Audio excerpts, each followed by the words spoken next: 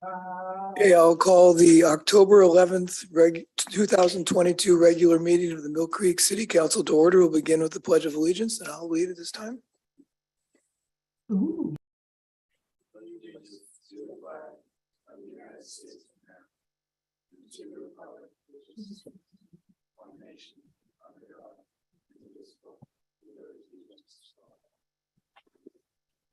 Roll call, please. Mayor Holtzclaw, Here. Mayor Pro Tem Vanel. Here. Councilmember Cavalieri, Here. Councilmember Steckler. Councilmember Allison Here. and Councilmember Duque, Here. Councilmember Paddock. Present. Councilmember Steckler has personal matters he's attending to tonight, so can we have a motion to excuse? So moved. Second. All those in favor, please say aye. Aye. Aye. Any opposed? Motion passes 6-0. Brings us to audience communication.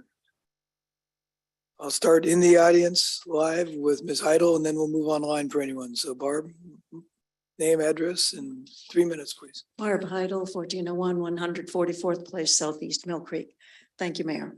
I wish to say thank you to Deputy City Manager Laurel Brock for meeting with me this week to go over the budget information that had been presented at last week's meeting. I appreciate her taking all the time that she did to answer all my questions. Thank you. Thank you. Anyone online like to address the council? Going once, twice, 3 times. There'll be another opportunity at the end of the meeting as usual. Brings us to our new business, a missing middle housing grant opportunity. You're just jumping right into Clay. Welcome, Clay.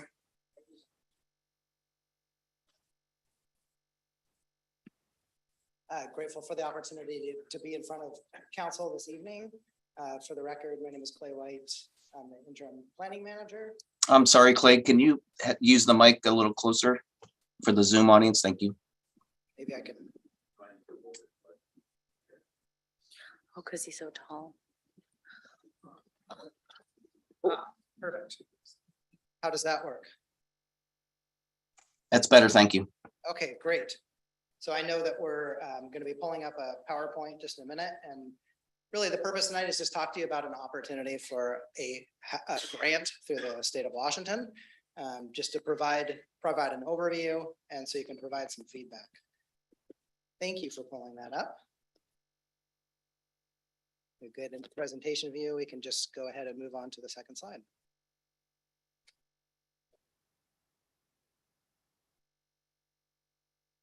Great. So just a few goals, next slide, for tonight. Just want to provide council a short overview of the comprehensive plan update requirements. And the purpose of that is we've really worked hard to take this grant opportunity and try to highlight how it can relate to things you're already going to be doing as part of your comprehensive plan. So we're trying to take a unique approach to our grant application here. We'd like to brief you just a little bit on the connection to this grant and that work, which will already be completed as part of that project. Provide an overview of the draft proposed actions as part of the middle housing grant. So we have talked to the Department of Commerce, worked through some of the grants. There's still a few more steps, but we can go through that, answer questions from council. And then what we're seeking tonight is feedback on whether to pursue this grant opportunity. If we're going to do that, we need to move quickly on it. So any feedback you can provide would be really helpful. Next slide.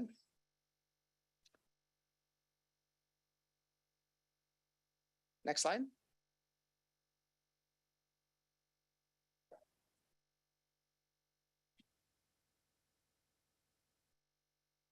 We can go to the next one.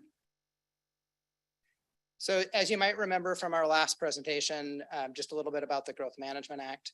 It was enacted in 1990, and it provides kind of that framework for planning in the state of Washington, both at the regional, county, and local planning level. So there's a lot of coordination that happens to manage growth. It requires faster growing cities and counties to develop a comprehensive plan and to manage their growth. And then, of course, development regulations implement those policies. The plan is updated every 10 years, and you've got a December 24 deadline to update your comprehensive plan. So we've already just begun that work, did an introductory presentation for council. And we're looking at some of the policies already, so we're starting to dive in. And it's modeled as a bottoms-up process. So while there's a lot of state framework and regional framework, there's a lot of local decision-making that takes place. So you have that local control. Next slide.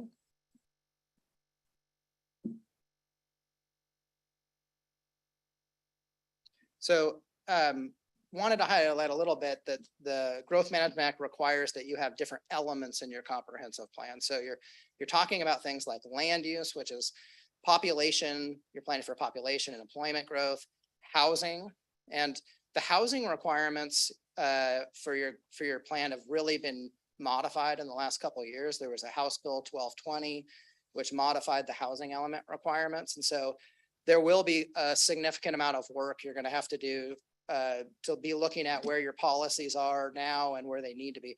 I think it'll affect the city of Mill Creek differently and probably less than a lot of other cities, but there's still some updating of policies that will need to take place.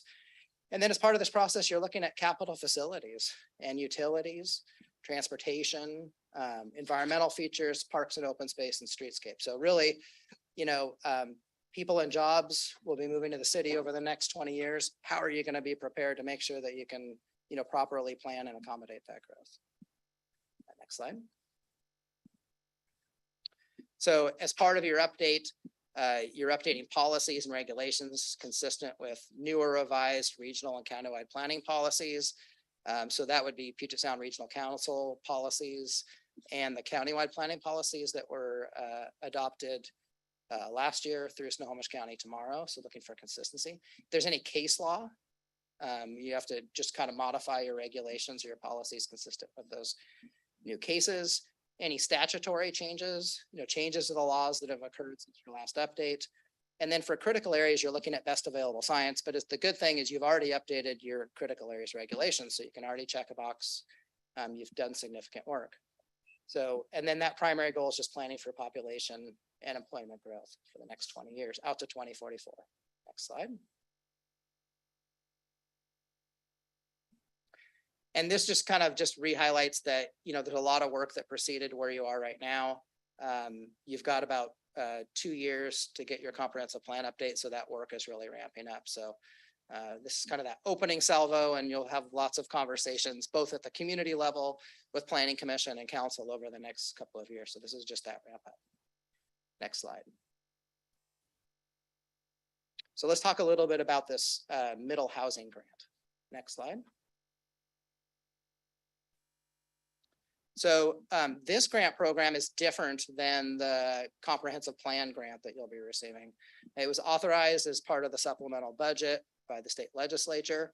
It directed Commerce to develop a grant program to support the adoption of ordinances authorizing middle housing types, along with conducting a racial equity analysis.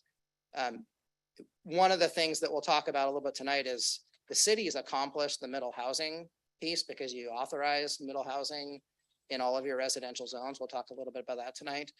The racial equity analysis, as you're looking at displacement and other topics, is already a requirement of your comprehensive plan. It's required as part of the housing element. So this isn't something that is outside of that process. I think you could take this grant and say, how do you use this grant to help offset some things you're already required to do as part of this update and stretch your dollars a little bit more. Middle housing is defined as typically as duplexes, triplexes, fourplexes, fiveplexes, sixplexes, townhomes, courtyard apartments, and the grant is $100,000. So that would be in addition to the $125,000. So in total, you could have some good seed money for this 2-year project. This project, though, the grant activities have to be completed by June of 2023. So that's the rush, is you got to figure out, you're receiving grant dollars, but there's a time limit to be able to spend them. So, whatever you put as deliverables, you want to make sure it matches where you're going to be in your comprehensive plan update. But we have a plan. Next slide.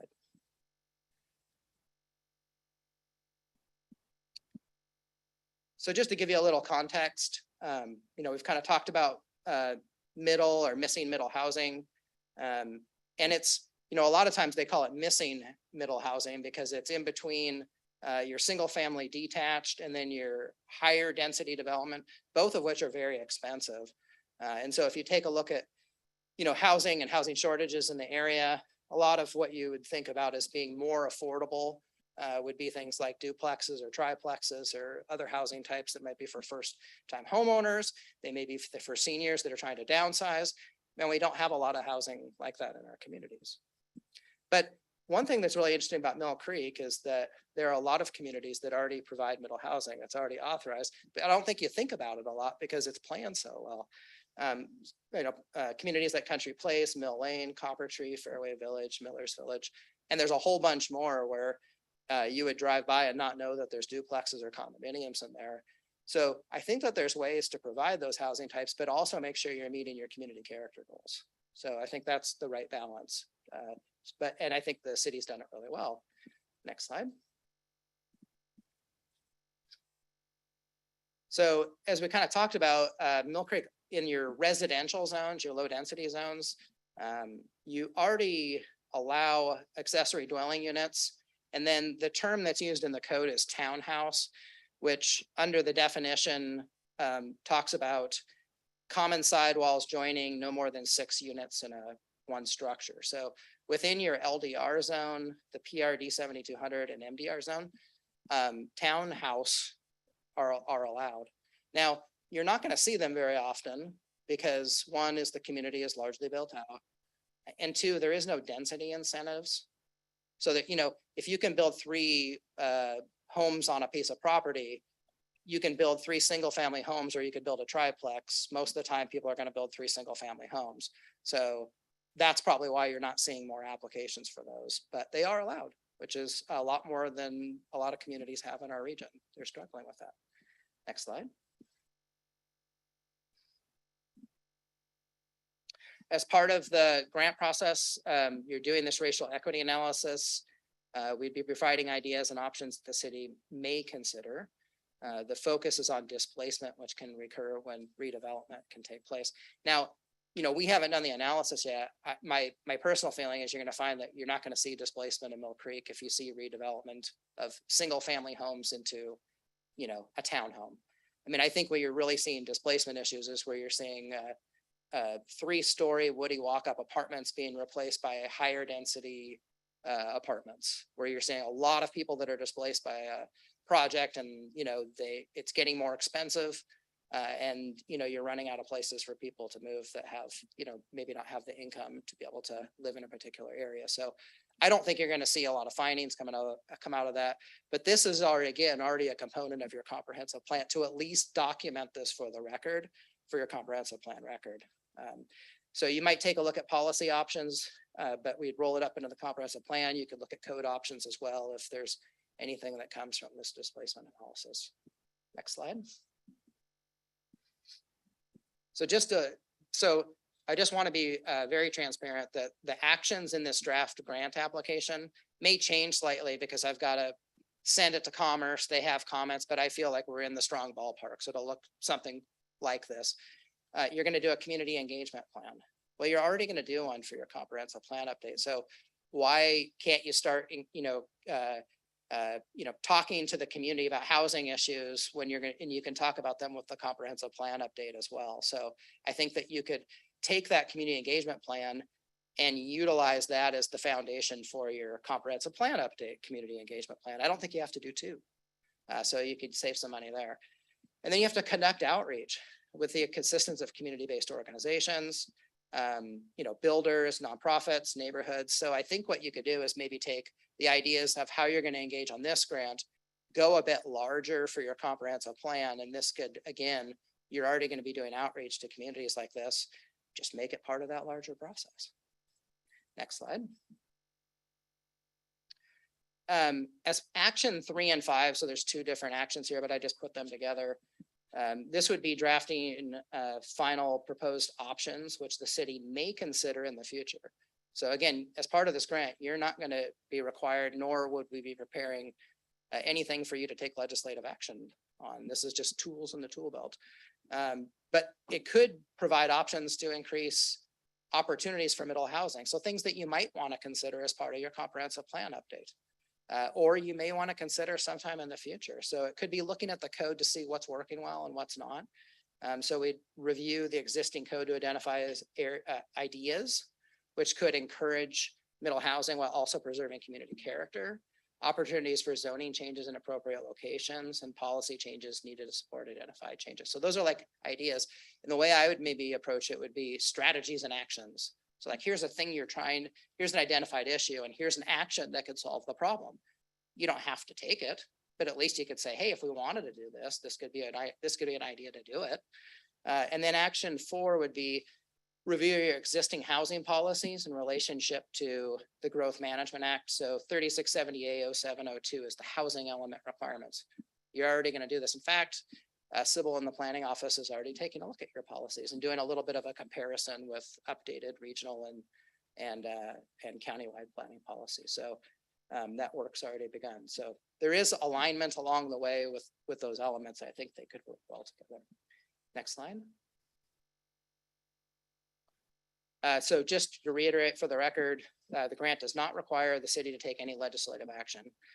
And I think that there's good alignment with the comprehensive plan update. So I think we can go one more. So we're just looking for some direction. Want to make sure I'm answering any questions you have, and then just feedback on whether we should pursue this grant. And if we will, then we'll start continuing our work with Department of Commerce and the team here. That's it. Thank you, Clay. Councilmember Cavallari. Thank you, Mayor.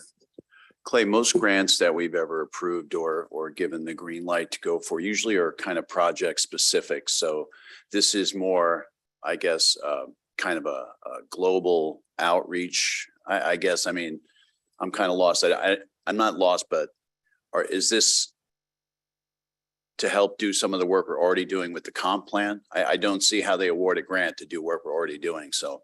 Yeah, I think it goes beyond that, but it just happens to integrate well with work you're already doing. So the intent of the grant program when it came out of the legislature was that cities would be looking at opportunities and would rezone portions of their city to allow middle housing.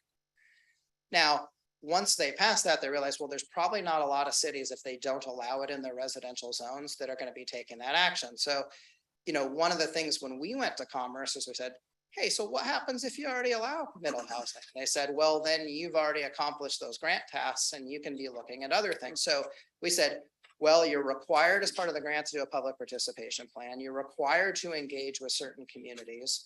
You're required to look at, I think there's opportunities to look at, maybe the code has some opportunities to function better or work well. We could identify strategies and actions that may work well for the city in the future.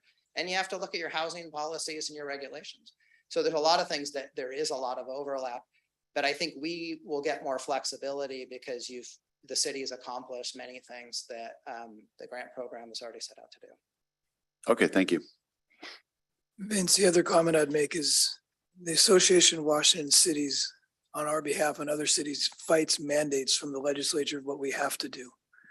And so rather than mandating cities adopt and consider middle housing provisions, they're throwing us the bone of giving us money to incentivize us to look at them with the hope that if we look at them, we'll be more educated and make some decisions and possibly implement them. Councilmember Duque? Nope. I saw her light come on first. Our arms moved. Thank you. That clarification, Mayor Holtzclaw, was what I was thinking, that's why they had that. I would like to know, where will the money, how will we use the money to do these things? Is it, I guess, how would we use the money? I assumed because of the staff and what we're doing now that this potentially could help with who will actually do the work, right? So the money will go to us being able to afford someone to be able to do this work. And then I thought I understood that the work needed to be completed by June 2023. And since this is all integrated, are we thinking then, I'm hoping it's not we're going to do this part, but then we have to relook at everything again later to do the comprehensive plan, or are we just shifting things that we would have looked at later, moving them up higher so we can reach the June 23rd. And I saw your head nodding, but I'll let you say it out loud. Yes, so on the first end, the city will just need to make a decision if you're gonna do a lot of this work in-house, if you're gonna partner with somebody from the outside and do a 50-50 or something, or whether you're gonna use outside services. So, but I think there's an opportunity maybe to get the same team that would do the comprehensive plan update if you're gonna do that.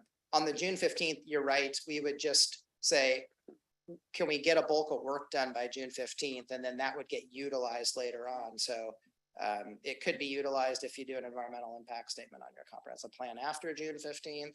The housing policy review might end up in modified policies as part of the comprehensive plan update. So yeah, you would just front load as much work as possible.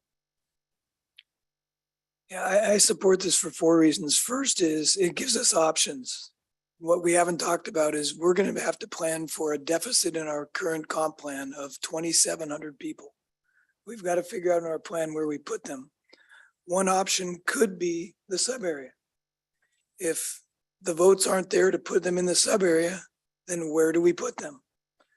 Looking at missing middle is part of that puzzle of one of the other options for us to consider. So that's why I think, and that's how it intertwines with the comp plan update, but also gives us some options for a couple of years down the road when we have to make some decisions. Second, we've been encouraging staff to find grants to offset our costs. They've done that. Let's take advantage of it. The third reason, there's no strings attached. There's no reason in my mind not to. And the last point is it does offset our costs. I think we heard last week is the number of 486,000 sticks in my head is what we have plugged into the budget for our comp plan between now and 2024. We have a $125,000 grant. To the extent we could apply this, we could almost cut that cost in half in the budget with grants. So for those reasons, I will be supporting it if there's a motion to approve it. Mayor Pro Tem. Thank you, Mayor. I just wanted to clarify with Clay, it sounds like there's no, if we accept this grant, there's no like number that we have to make sure we find so much missing middle housing to put into the city or anything like that. This is just that we're going to look at things and we can accept it or not accept it, right? Correct. And there will be no, as part of this grant program, there would be no legislative action that would be brought before the council. It would be strategies, actions, ideas that you may consider sometime in the future. Okay, perfect. And since we, like you said, we do already allow for this type of housing everywhere. I know there are so many communities, even the one right next to me is Amberley, and they are one of those communities and everyone doesn't realize it. So I just want to make sure we're not doing something where we would end up requiring more of anyone that's like in the association or anything that didn't want to be opening up for more missing middle. Yeah, absolutely not. It would all be a choice at some point in the future for the council, but this is all optional and just ideas that you could be considering in the future. And of all the examples you listed in your materials, the one you didn't list was possibly the best example, which is North Point. You know, it's funny that, thanks. Mike had said that one after I put the slide deck together. And I think, as I let him know, I thought, I was focusing more on just the developed area of Mill Creek, Yeah. that it had been developed in the past, because I figured people drive by North Point a lot. And so, but thank you. Yeah, Councilmember Allison. Well, Councilmember Duque stole my question. So thank you for explaining. In reading through, so are the deliverables for the grant just showing that you've done the community engagement, just a few simple reports? Yes, and Okay. When you work with Commerce on grants, they always have deliverables that are your reimbursement points. So they have to show, hey, you did a community engagement plan.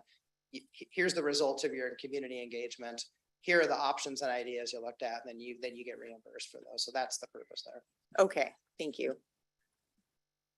Mayor, I'd like to make a motion. Please. Authorize the city staff to apply for and use this grant to explore housing options in support of the 2024 comp plan update. Second. Is there any further discussion?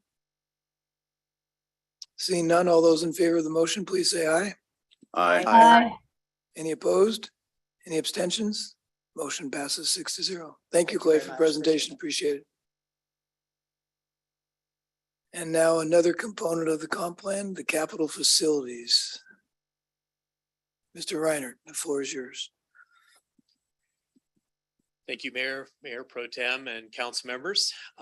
Coming before you tonight in the second kind of study session look at our engineering services project plan. What I did was I took away some of the feedback, a lot of feedback that I got from you. Thank you very much for that a couple weeks ago. I used that to kind of further refine things a little bit. I don't think we're quite there yet, but I think we were to the point where coming before you here tonight to again request your feedback about particular items will keep us on a productive schedule to match up with the overall budget planning process. So next slide, please. So what I want to do tonight, I want to do a quick review of the significant changes that I made in the past 2 weeks. I want to address a couple subjects that came up during the meeting 2 weeks ago. One of them as it pertains to what I'm calling project trees and how their role plays out in this work plan, because we have a few different projects that are large enough that they actually exist on multiple different levels at multiple different times throughout the 6-year plan. I then want to talk a little bit about next steps for this particular section of things and then open discussion and to receive feedback from City Council. Next slide, please. So just to talk about some of the significant changes, there are a host of minor changes. I'm not going to hit everything and whatnot, but the first one, the current draft that I submitted to you in your packets this weekend starts to identify projects recommended to be programmed for the 6-year plan, the 23 to 28, versus projects that they're still on our future plans, but they fall outside of the 6-year window and they fall into now a new section in the group called the not programmed plan. And so now table 2 in your packet is now starting to be propagated with those projects.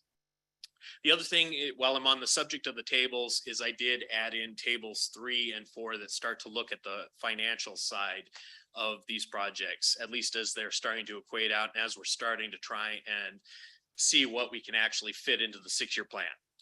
We did consolidate continuing projects from the 21 to 26 capital improvement plan into this one a bit better than was in the draft 2 weeks ago. I did this in consultation with Director Todd and Deputy City Manager Brock in terms of trying to make this mesh a little bit better with the budget that you're seeing at the same time. We did shift the schedule, one big tree shift that we did. We shift the scheduling of the Mill Creek Boulevard improvements project tree out a few years, kind of in response to some of the feedback that we got from council, but also because our 2 largest multi-phasal projects really have a hard time coexisting in the room at the same time. So I weighed between the 2 large project trees and I prioritized the one that I got at the most vibe that was kind of the highest priority for City Council. It should be noted that in shifting everything a couple years, we're still keeping some of the development groundwork that I want to do for Mill Creek Boulevard on our project plan a little bit further out. And the projects that will come out of that are still on the capital plan. They're just beyond the 6-year window at the moment. Another things that we did make some changes to the scheduling of individual projects in response to council feedback that we got 2 weeks ago. Next slide, please. I added a couple things into it in response to council feedback regarding the need for more strategic looks at walkability within the city. So I had made a start of this with the comprehensive safety action plan that I talked about 2 weeks ago, but I have added in a near-term study project to develop a safe school routes study and plan for the city. That is a project I can talk about in a little more depth, but you also find it as a new project in your packets that essentially looks at each one of our schools, looks at the 1 mile distance that people would walk or bike to each one of those schools, and looks at it, scores it on a nationally recognized level in terms of what sorts of improvements would we need to consider for future priorities to improve those school walk routes. That is generally one of the initial approaches to walkability improvements in a city that we can then build on in a broader context than just schools themselves. In a similar vein, I introduced a project that had been in the concept, but I had not advanced to the scoping phase before in your packet 2 weeks ago. And that was focused on the Penny Creek Natural Area. So currently that is largely a wildlife area. As was mentioned 2 weeks ago, it sort of divides the eastern portion of the city from the rest of the city to a certain extent geographically. And one of the goals of this, not in addition to a master plan looking at potential recreational improvements that we might do, and bearing in mind that it is an environmentally sensitive area, would be to look at whether or not we have a corridor or two candidates that we can start to look at potential walkability improvements so that people are not divided either north or south of the Penny Creek natural wilderness area, that there might be at least a non-motorized route through that area that's feasible in the future. We continue to refine project estimates, especially for projects that we're going to be recommending to be funded during 23-24. So that's always an improvement that I'm trying to do. Usually with project estimates, I'll do one set of estimates to get a scope validated and get a cost and whatnot. But as I'm getting closer to actually asking for an allocation of money, very often I'll go back and reanalyze individual project estimates just to refine them and make sure that I'm capturing as good a number as we can gather at this point in time. And then finally, we started excuse me, matching the projects that were programmed specifically for 23-24 with funding expectations. And that's where table 3 and especially table 4 come into this conversation to look at what can we actually fund in 23-24. Getting to the prioritization and kind of where I'm at right now, I left the ledger of projects that you see in 25-28 still higher than what our funding projections can really support, or our staffing projections can really support. I did this for a couple reasons. One, to get a little bit more feedback from City Council tonight about if there's projects that seem of greater or lesser priority, but we're not in a position right now of funding those projects at this stage of the game. A 6-year CIP is revisited every 2 years for a reason. And that reason may be that in 2 years' time, depending on where our funding projections are, but also depending on where our city priorities are, especially as they are better informed by the comprehensive plan effort, by some of these other master plan efforts that we have in 23-24, that I wanted to leave these projects on the programmed list so that we can still flag them as city priorities for the purposes of chasing grant funding or similar opportunities. Next slide, please. I want to take just a couple minutes to talk about the subject of project trees, because it really relates to some of what you see in the 6-year plan. And basically the idea that I want to introduce is that when you start with a large city project, something of very substantial size, typically in terms of financial size, but also in terms of area size, you very often have to break that into digestible chunks that have to be both phased from the standpoint of phased over time, or phased in terms of delivery, and then staged over time. There's any number of reasons that one might do this, but some of the ones that I would listed, first of all, is when you're doing a large project, the last thing you want to do is get 3/4 of the way through the project and realize that it's gone in a completely bad direction. So part of the purpose of staging and phasing projects is to give yourself checkpoints along the way in order to make sure that the project that you envision at the beginning of this large development is still the project that is delivered at the end. A lot of times we have prerequisites. This is getting to something that I talked about 2 weeks ago, where there's a lot of cases where one project needs to be delivered in order to get the next project. The conventional wisdom, for instance, is if you're going to do a streets project, you need to do the underground first. You can do the two concurrently if you have the funding to do both concurrently, but a lot of times when you start talking about these large projects, they still have to be broken out in time a little bit and sequenced accordingly. Also, it becomes necessary, and this is getting to the example I'm going to offer you tonight related to the DRCC. Very often you have to build some of the infrastructure that the project needs, the project site itself needs, before the project site itself goes in. Otherwise, you end up in a kind of a closed loop as far as designing your project, which means that your actual project that you really consider of important just takes longer than it might otherwise. Schedule requirements, there's always design, environmental reviews, construction. As was noted 2 weeks ago, the goal of a large project is to keep it moving right along. So a lot of times you're starting a early initiative like an environmental review that you know is going to take a few years to do. You get stuff done in the meantime that keeps the whole delivery moving forward. I mentioned already managing changes so to make sure that you get to the end of a project the way you envisioned it at the beginning. And then at the end of the day with large projects, it's being careful that we balance with the other city projects and service needs. This is a demand on not just public works or not just public works engineers, but very often these large projects place demands on city staff as a whole, from financial to public outreach and communications to indeed interactions and consultations with city council as we go along. Next slide, please.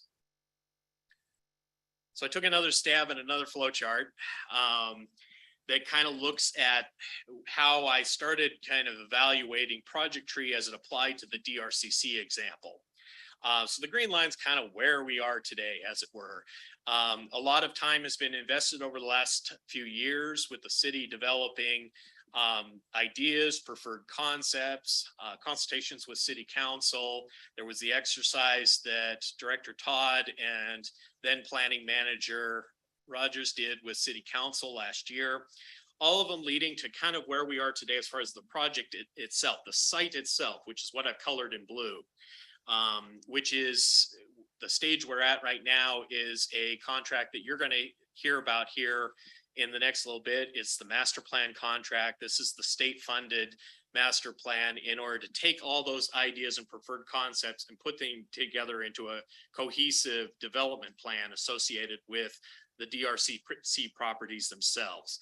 That then sprouts out into a bunch of sub projects related to that site development. I'm not going to digest the whole flow chart that you see here, but basically I just want to emphasize that all these things start happening at the same time. At the same time as that, we have the red, which you see here, which is the offsite. This is what I mentioned a couple weeks ago. So when you look at what the DRCC project needs in terms of services supplied to those properties, you have a lot of subsurface needs in the way of utilities, stormwater, for instance. Although Bothell Everett Highway does have stormwater underneath it, Bothell Everett Highway is largely uphill of the DRCC project. And so it's going to be a key important stormwater support for the DRCC project to make that improvements in North Creek Drive. Similarly, your site access related to future DRCC is also going to be largely supplied by North Creek Drive. So we have to start those projects in at the same time. I don't want to start them quite early as the master plan, because the master plan will obviously inform some of what I need, especially for the surface improvements. But I want to get those started before we spend a lot of time doing the design, especially the environmental review for the DRCC project itself. So that's why you see in the 6-year plan these various moving parts moving concurrently through the 6-year timeline in order to eventually get us to where we're going to get to eventually, which is the multi-stage construction of the DRCC site itself. Next slide, please. So before we go into open discussion tonight, I just wanted to quickly touch upon next steps related to what I will do when I walk away tonight from consulting with you. The first thing I will do is I'll sit down just like I did 2 weeks ago and digest the input that you give me tonight, and what changes need to be made, and work with city staff as needed to make those changes. I do want to release the work plan draft on the city website, request public comment, as I've mentioned before. I'll do that concurrently with a advertisement related to the public hearing, which right now we've tentatively scheduled to take place during the November 1st City Council meeting. So those are kind of the next steps as this kind of comes to a completion as a independent plan, and then eventually gets folded into the overall city budget planning effort and approval effort as we move through the rest of the year. So with that, I will take any questions or feedback from the council tonight. Thank you, Frank. Councilmember Ellison. Well, I just wanted to make one comment. This year, the Everett School District provides buses for anybody that lives a half a mile away from a school. I don't know if that's just temporary or if they've permanently changed that, policy, but I thought that was kind of interesting. That was really the only comment I wanted to make. Thank you for laying that out. That tree made a lot of sense. Yeah, thank you.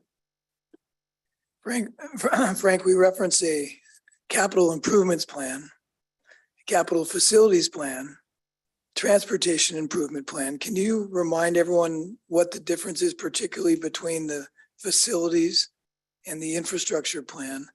And then also, I'm not understanding, we now have entered into this an engineering services project plan. And I'm losing sight of the forest from the trees. Agreed. So one of the things that we tried to do was to make, to bring our practices regarding each one of those plans that you've identified more in line with what the RCWs require of the city of Mill Creek for those things. Over the years, we've kind of lumped some of them together. Some have fallen by the wayside, and so we're trying to be a little more systematic about it.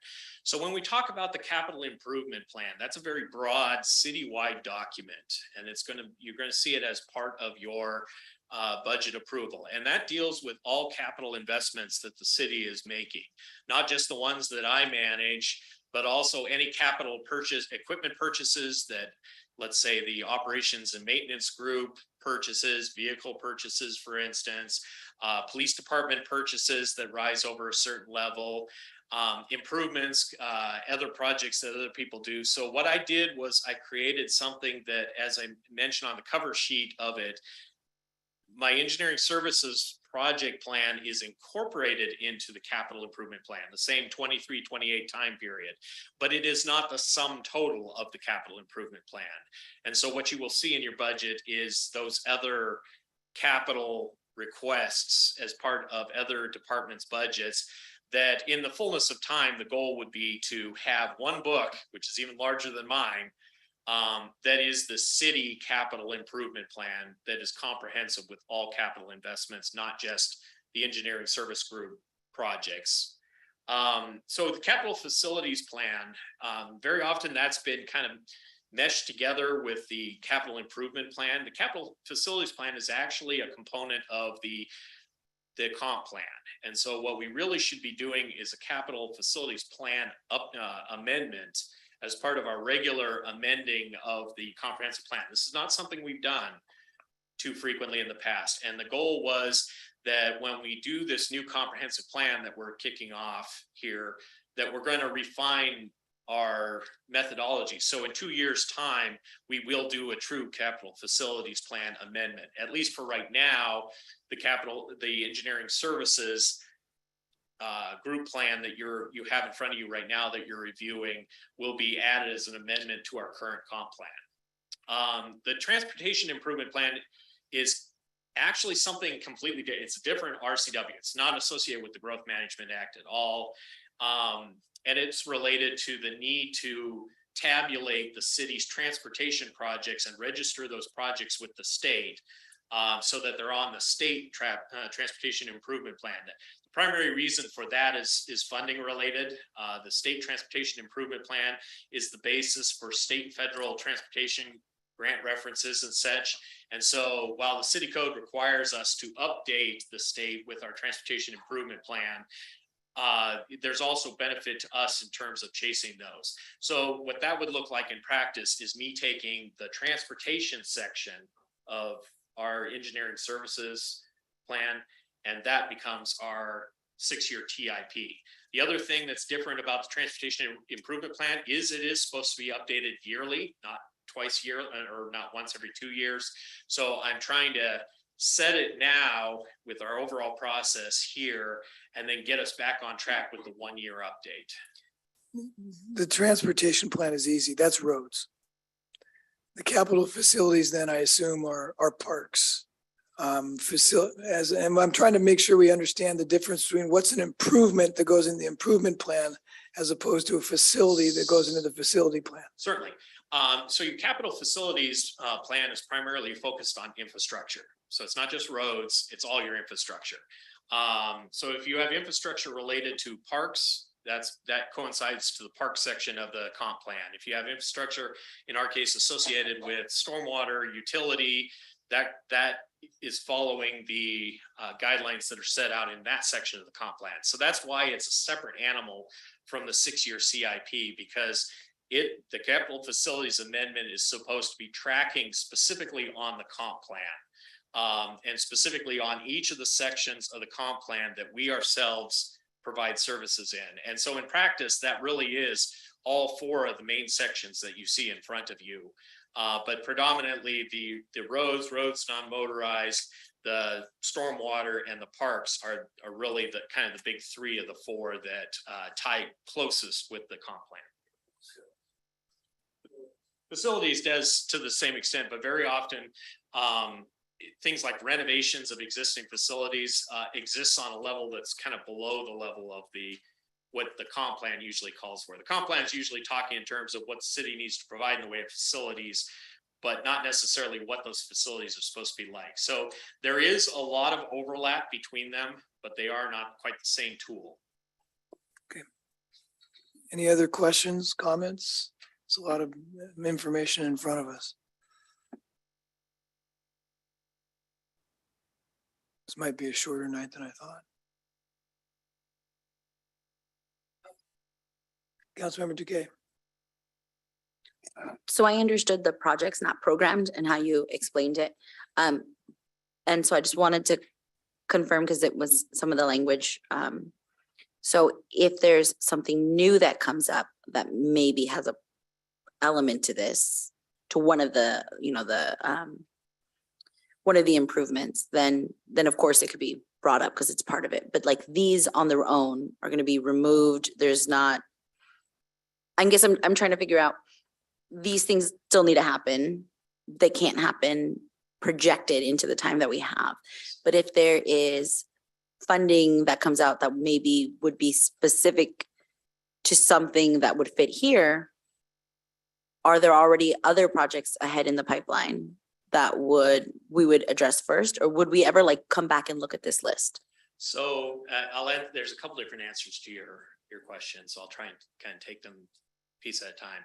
So first of all, what you try and have in your plan is both the stuff that you know, or at least believe you can deliver within 6 years.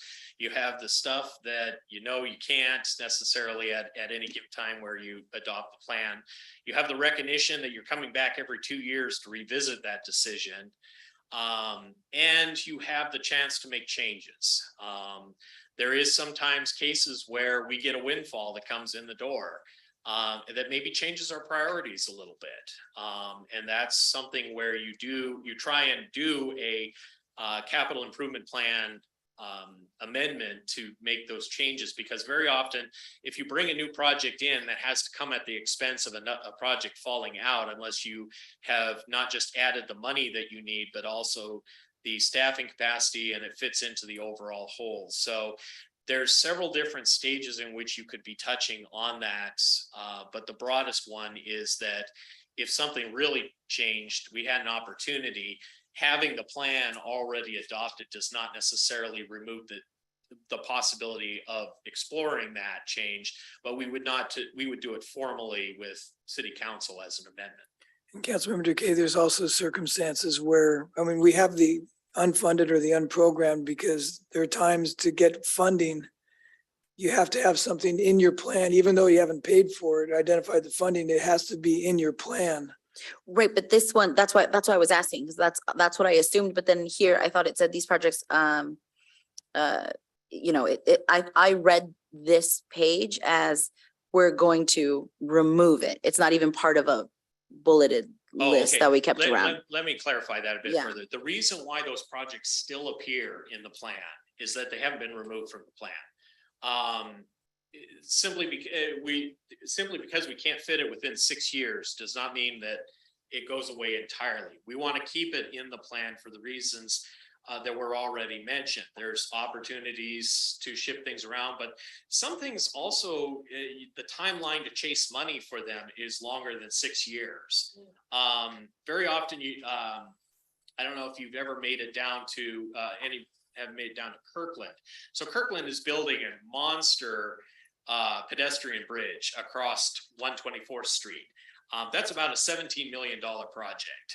That project has been about 12 years in the process. So that's obviously way beyond a 6-year capital plan. In fact, it's way beyond 2 consecutive lines of 6 years, whatever.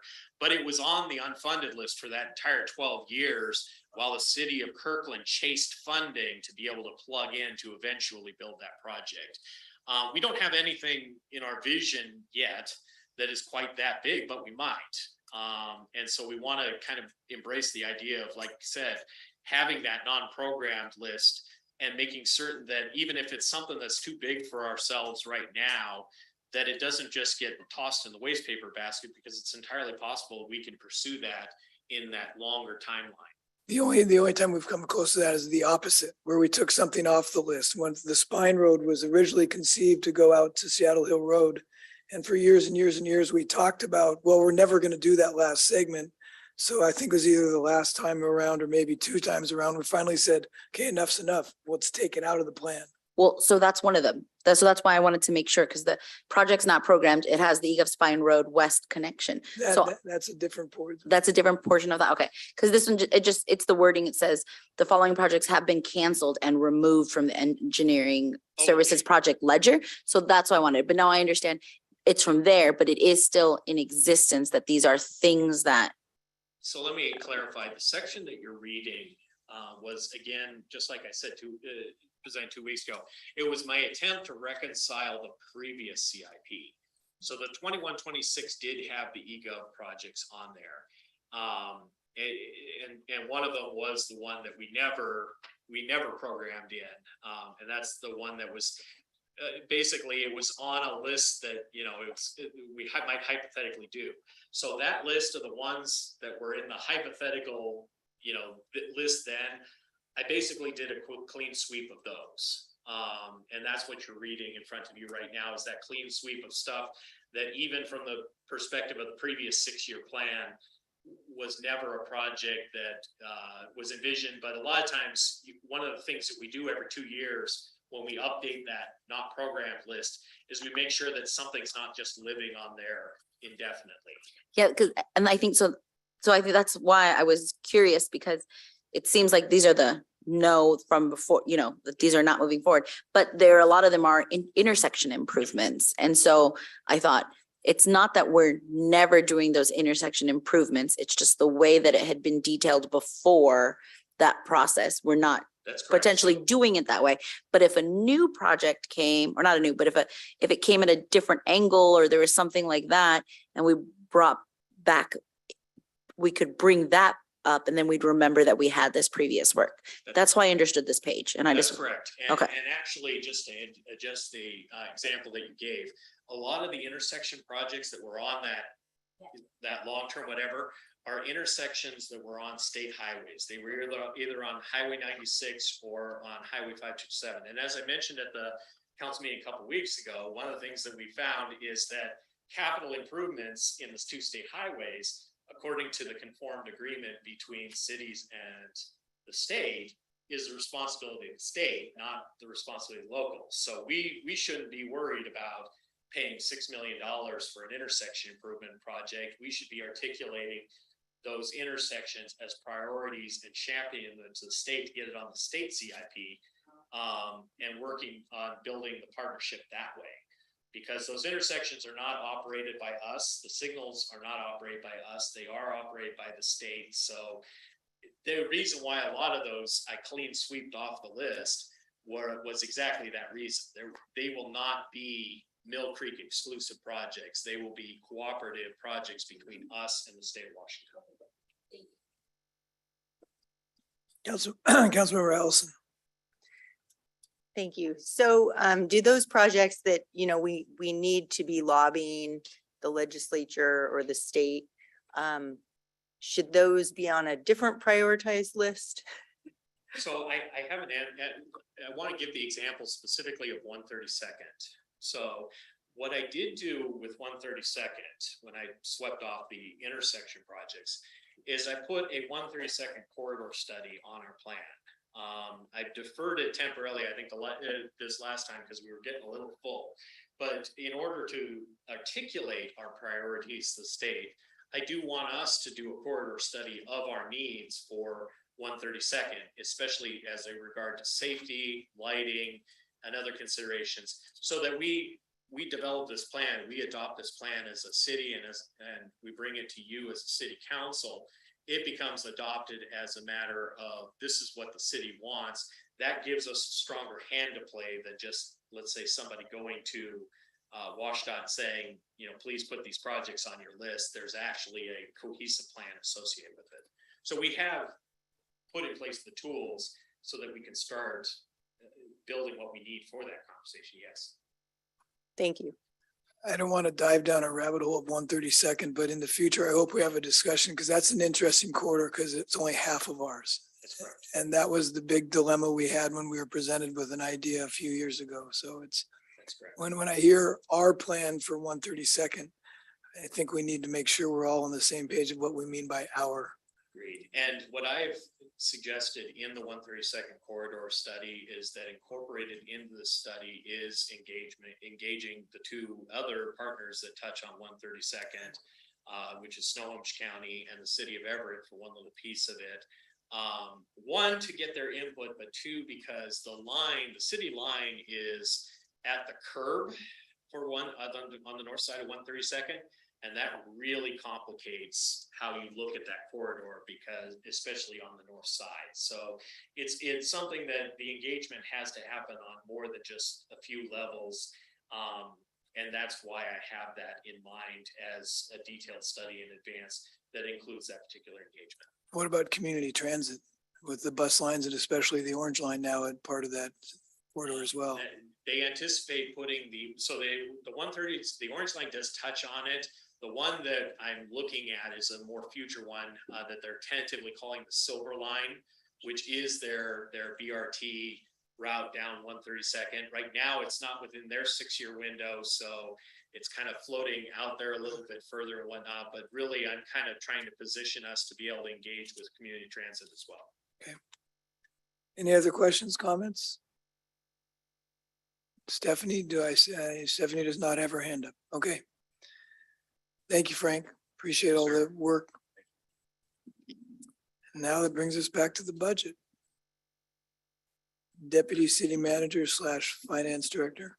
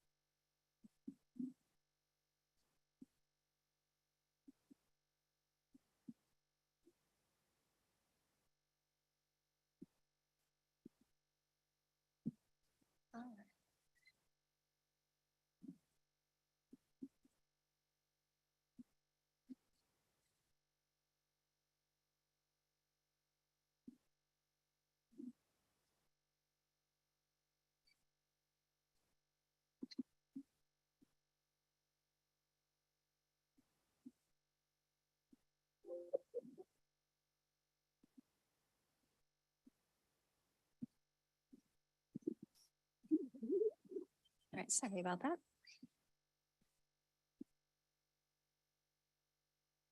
Okay, so tonight we're going to start with the other funds that we have not discussed. So this is going to be all of our special revenue funds, our capital funds, debt service, surface water, equipment replacement, and then the unemployment fund. After that, I will go back and we're going to just talk about the general fund a bit and the different changes that I've made. I do know that I have some questions from some of the council members that I have not been able to get back to. So I will try to address as many of those as I can tonight. And then if I haven't, I will follow up in email if I miss any. All right, so I'm going to walk through the packet that has the 2023-2024 work plan and budget impacts. We're gonna follow this fund pattern. So we're gonna jump around in the line budget detail. So I've written down the different pages on my packet to let you guys know where we're at. I'm gonna hand it over to Mike Todd or to Director Todd. And then once he's gone through some of his larger funds, I'm gonna jump back in and we're gonna cover we're gonna cover REIT and then the smaller funds like council contingency, municipal arts, debt service. So with that, I will hand it over to Director Todd.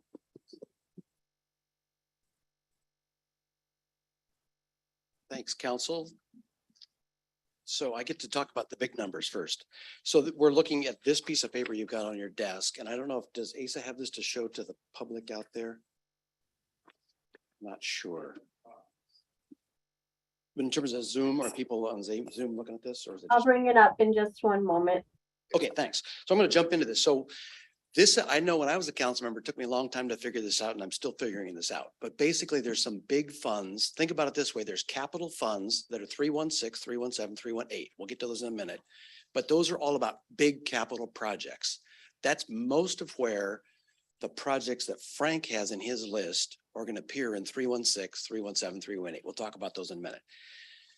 Different from that, or some other funds. I'm going to cover those first. So City Streets 103, the way I like to think about this one is that's where most of our maintenance and operations and small repairs for our streets happen. And the trick is, and if you start looking at these bullets, it is funded by the motor vehicle tax, gas tax, basically, and multimodal transportation money that comes in.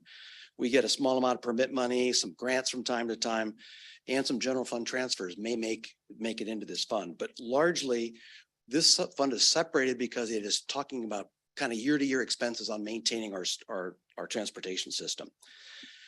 Over time, so the factors that are going on over time, our expenses are going up as our infrastructure ages, the streets get older, the sidewalks get older, the streetlights get older. So that's why you're seeing expenses go up over time. The big expenses in this one, if you look at the budget itself, is $300,000 out of about $1 million is for street lighting. There's a lot of money goes into streetlights. We're hoping to save a little bit of money that over time if we can relamp with LED, but it is that's the big thing that's in there. Other big items, the median maintenance is in there. Utility locate charges every time somebody calls 811. It's a great service. So nobody gets electrocuted. They don't dig into the pipes, but it costs us $35 every time somebody calls. So that adds up to a significant amount of money. Snow plowing. We've created a separate line. A couple of years ago, we didn't have snow plowing. The state and the county were taking care of that. And we had our one small snow plow. A couple of years ago, we got surprised by the state no longer doing that. So then last year we had a contract. We spent close to $47,000, I think it was, with contracts to help us out.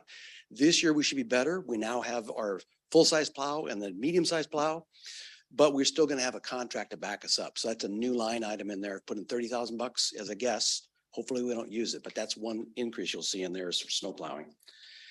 And then equipment depreciation. The good news is we've gotten a lot of life out of our old Isuzu trucks, but those have been retired. And now we've got a new bucket truck. We've got a new PW14, the switch and go truck. We have a new excavator. So those things appear somewhere. We need to save the money over a 10-year life. If we spent $300,000, we better have $300,000 10 years from now to replace those. So that's also a place where expenses have gone up. I mentioned snow plowing already. New vehicles, I just mentioned that, and the city labor for operations is in this budget. So this one is also loaded with some people. So if you look at this budget, you'll see salaries and benefits. That is some portion of the five-man public works crew doing normal kinds of maintenance, or we've taken on more of that recently where we're digging up and fixing that sinkhole. We're fixing that sidewalk panel. We're shaving that sidewalk. We're doing those things. That expense is going to go up in terms of labor, but we're saving on some of the capital projects that were in the past. Mike, Go ahead. 2 questions on the MVET. Is it limited to using it for these types of uses, or can MVET be used towards capital facilities as well? And is this the biggest area where cities are impacted by the $35 tabs? So your sheet here says MVET, but it's really a gas tax. Okay. Yes, we get some. Ignore the question then. Yeah, so the MVET, remember, we used to get a bunch of money from MVET. That went away. So I apologize, we got a typo there, but it's the gas tax is about Laura, you're looking at the number. I can't see the number that quickly. It's 8. If that's the, ga- $800,000 is the main thing out of that $1 million budget is coming from gas tax. A Okay, small the amount of other- multimodal, we don't get MVET anymore. yeah, the gas tax is going to be interesting over the next 10 or 15 years. What's the mandate now for all cars being electric? That number is going to, over the next quarter century, is going to Indeed. decline if not evaporate. Yeah, and this is a topic for another day, but that's why you see a lot of cities looking for transportation benefit districts or other ways to deal with as electrification happens, gas tax is gonna go down. Everybody has aging infrastructure like we do. So this is gonna be a tough thing long-term, but for right now, that's what we've got going. So did we historically get portion of the MVET? Did cities or did that go away? I do not know. Frank Okay, has been around long enough. He might know. That's fine. I don't want us to go down another route. Because that goes a long ways back Yeah. that the MVET went away, didn't it? I mean, this is. It does. I mean, it's the late 90s when it was gutted, but I just wasn't sure if that was part of our funding for any of our, what we're looking I at think so. now. And I think that's why cities have suffered since then, because we used to have that flow of gas tax, MVET funded city streets. And we were lucky for many, many years. We had fairly new streets and we didn't remember Scott Smith standing up here and saying $100,000 a year isn't going to make it anymore. It's more like $1 million. We're at that point where now we've got aging strengths. And so it's a bigger deal. Councilmember Allison. So that's 103. Next My- fund there. Councilmember Allison. Sorry, go ahead. One question Councilmember about Allison. 103, actually, Councilmember Duquesne and I both had the same question. So you were talking about the line item that is incorrect. Can you just help me understand which one of those? Is it the multimodal? Yeah, no, so the lines are right on the ledger. Oh, It's okay. It was the bullets that you're looking on the screen. The very first big bullet says motor vehicle tax. That's the gas tax. Gas tax. The Okay, motor vehicle fuel tax. thank you. Motor I vehicle just fuel. missed yeah. The fuel were dropped out and I called it gas tax on something you're not looking at that I'm looking at. Yeah, thank you. That was fairly easy. Okay, 145 fund. So when the city bought the City Hall North building, we call it that now, but it was the Huntron building, that was the annex building. City bought that in about 2004, bought it with cash. At that time, the city didn't use that building at all. They just bought it because it was next door, good purchase, planning, we don't know, it's a good deal, let's just get it. So for the beginning of its life, it was used as, we're just invested in that thing. So all of the money that came in from the tenants was put back into the 145 fund to keep it separate from the general fund. So any money that went in there was to a future roof or a paint job or a whatever. So that was the idea. It was kind of self-supporting and it wasn't relied upon to feed the general fund. And so in general, we've kind of kept with that money that comes in is the money that also goes out. That's all in the 145 fund. Well, over time, starting in about 2015, 2016, we started taking on more use of the space ourselves. We put in the community rooms over there, put in the Public Works and Development Services Department, the Communications Department, and started using more conference rooms upstairs. So we have had the benefit of using that building without having any direct charges. It's a little funny, but we've been able to get enough money in to work on that. That 145 fund has been where we've kind of put all that stuff together. That's going to change over time as we have fewer and fewer tenants. If we take on more and more space, we're going to have less and less money for restoring the roof. So that is a big concern. And so there are capital projects associated with that fund. But again, those capital projects are captured in the kind of things that Frank has been talking about. For this current budget, we've pushed the roof, we've pushed the HVAC, we've pushed all that stuff out beyond this biennium. Because we really need to do a master plan to say, is the city going to use this space? Are we going to lease this space? And if so, what do we do? Because the HVAC system, as we experienced over this weekend, is 30 years old and not doing very well. It can't keep up with really using that space hard. And to change that, you might as well fix the roof at the same time. It's all tied together. So that's a big project. That's off on a tangent, but just letting you know that this is kind of the 145 fund. At a very high level, it captures money from the leases and expenses from operating a building. So it's trying to operate just around that building. Presently, we use about a third of the space, about half of it's leased out between Huntron and one other tenant. And the rest of it is, the rest is vacant for future city use or leasing. Master planning, I just mentioned, is important for us to do. There's the original discussion about the 145 fund, but that's what happens when you dictate and don't read it. I apologize.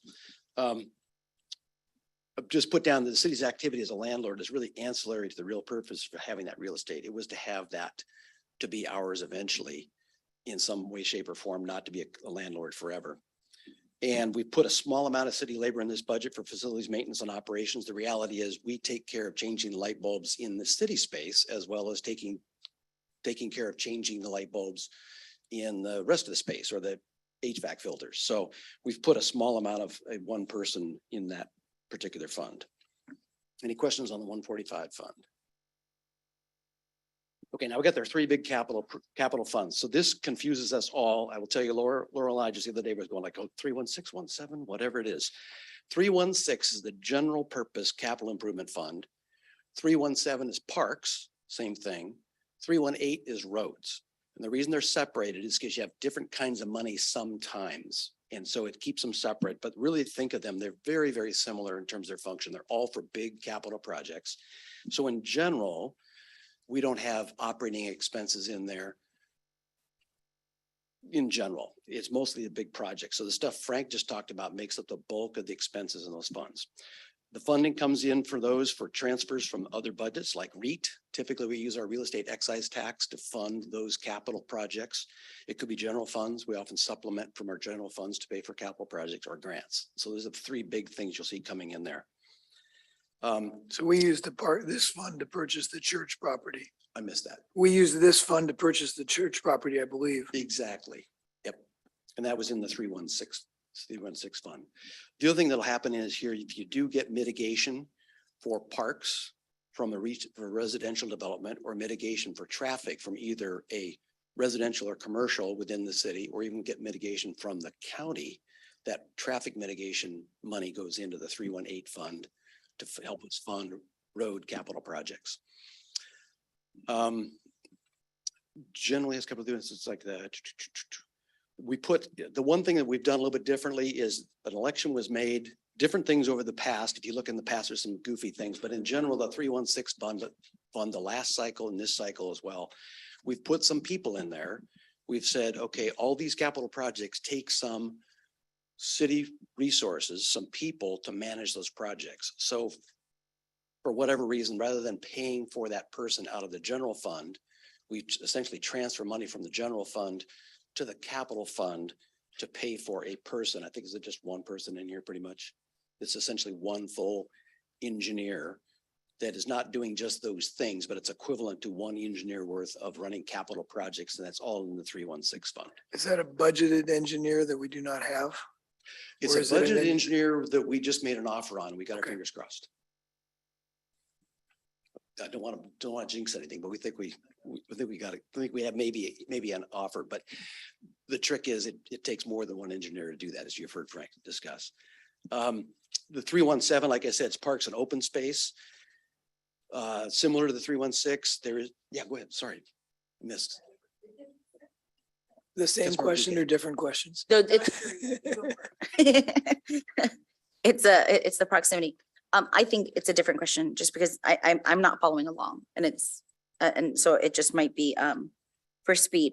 But so for 316 for the expenses, there's like the library floor restoration for 2021-22 budget is listed there.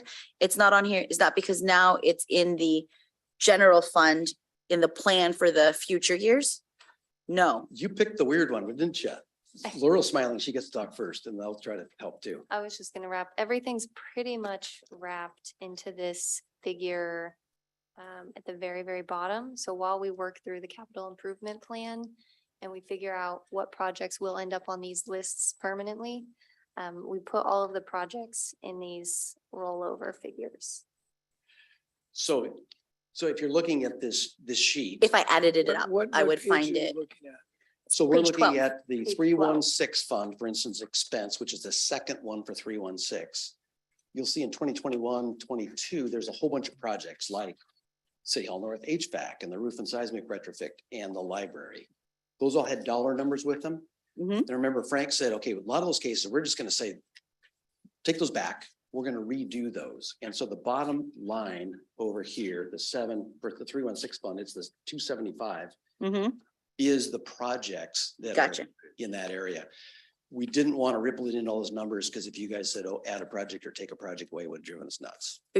Absolutely. That's what I, because that was my follow-up question is, Yeah. what's that last line? Is it the same thing as if that this? is- So it's just these, because the police station radio reception, if anyone's looking at this document right now, they would assume then we're not doing it or we're not moving forward, but that's not the case yet because we're still figuring it all out. And that's why you have the, a placeholder there with that number amount. We'll put updated descriptions here once we have that final CIP list. Of course, yes. Okay, thank you. That was mine. When you asked the library gets a little weird. So remember, we got some money for the library. Mhm. We are in it for the floor. And we budgeted 80 grand for fixing the floor. That's our responsibility as a tenant or as an owner of that building. We got $200,000 round numbers from the state for that. Snow Isle Libraries is making it a bigger project. So while we're tearing the library floor out and making a big mess, they're gonna have like a $400,000 or $500,000 project that's gonna upgrade a lot of other things. And so there's gonna weird relationship and it'll come to you guys for some sort of interlocal agreement because we got awarded the money. We're gonna give them all the $200,000 towards our building, but they're gonna add their funds to it and it's gonna be a $400,000 or $500,000 project that they're gonna run. So Frank and I just watch the money go by, but we don't have to run the project for them because they need to. Including the coordinate, floors. Including the floor. They're just gonna, take over that part. And at some point, we'll know what their big project is. Well, I mean,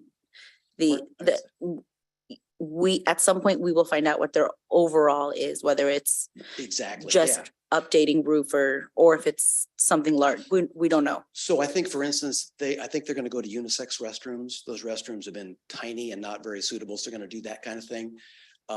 We believe the HVAC system is functional. They would like to have a more modern system. So they're gonna upgrade the HVAC system. They're gonna change some doors around and some stuff. But you figure if we're gonna tear it clear down to the subfloor, they're gonna have to move all those books. And so they've got a lot of other projects they want to update because the building's 20 years old. No, yeah, that makes absolute sense to me because that's a separate conversation outside of council that I Yeah. will ask you about. Thank you. Yeah, and I'll tell you that, you folks probably read it in the paper. They got distracted by their Edmonds Library issue, kind of got flooded. So that took all their attention to fix that current problem. We're all working towards getting this project done by the middle of the next year because the money from the state only goes through June 2023, but we're kind of waiting to work with them. It's some more of this money. It's good news when the legislature gives us some money and it's bad news because it has a ticking time bomb with it. This is one of those. Councilmember Allison. Could someone please define the acronym REET? Real Real estate estate excise. excise tax. Thank you. So there's two halves to it. There's REIT 1 and REIT 2. The first 0.5% was from many, many years ago. Then later on, they had a second 0.5%. And in general, they're the same. They go towards capital things like parks and roads. There's a little bit of difference in terms of REIT 1 versus REIT 2. One of them can have some element of operations and maintenance, and one of them can't. So Laurel gets really antsy with if the auditors show up, you have to say REIT 1 or REIT 2, and you have to answer the question correctly. But in general, for us, it's the same. Think about if we were a very old city and we didn't have new parks to build, we might rather have that money to maintain the parks we had. And so there was a state legislature a couple of years ago made like a 6-year deal at sunset, I think next year, that you could use some of that REIT money for operations and maintenance. But basically the real estate industry says, if you're going to put a tax on the sale of houses, it better go towards facilities that are amenities to the homeowners, like roads, parks, stuff like that. So that's where REIT, you'll hear us say that REIT, but it's a lot.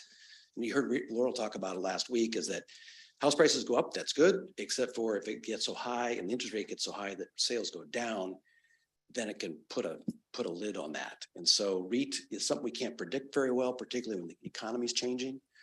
So we try to be really conservative with that, but we hope for an apartment building to change owners. If they just change owners, we get real estate excise tax on that. It doesn't have any impact on us.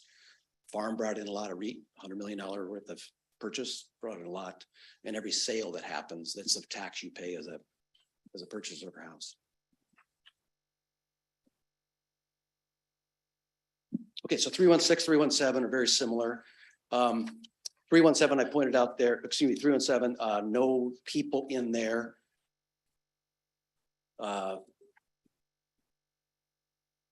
Boy, again, dictating and not proving. Expenses you see here again tied Type 2, TO, engineering services project proposal total. So that's the same thing.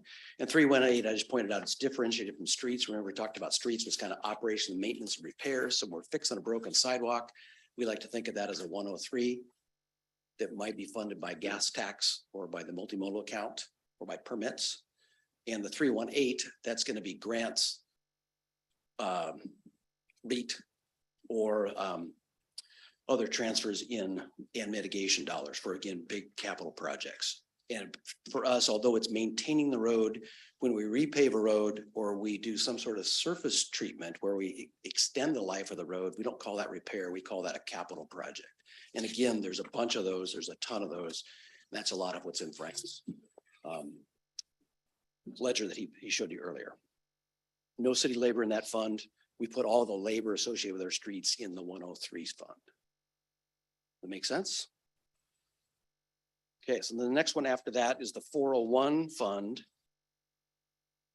And that's our surface water utility fund. So this is unique. So all the rest of those are, everything else is kind of general fund and these special funds, but the 401 fund is the one utility we run as a city. And so you have to keep that money separate. So the money that comes in for the stormwater fees has to be spent on stormwater projects. And so it's called an enterprise fund and it's accounted for a little bit differently. You can have money from your general fund can go into an enterprise fund to subsidize it, but you can't go the other direction.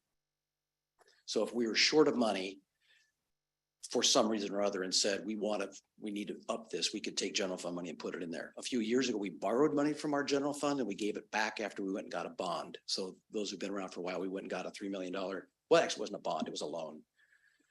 But it was a way to say, hey, let's do this. And we're paying that loan back. And you'll see that in here as principal and interest payments.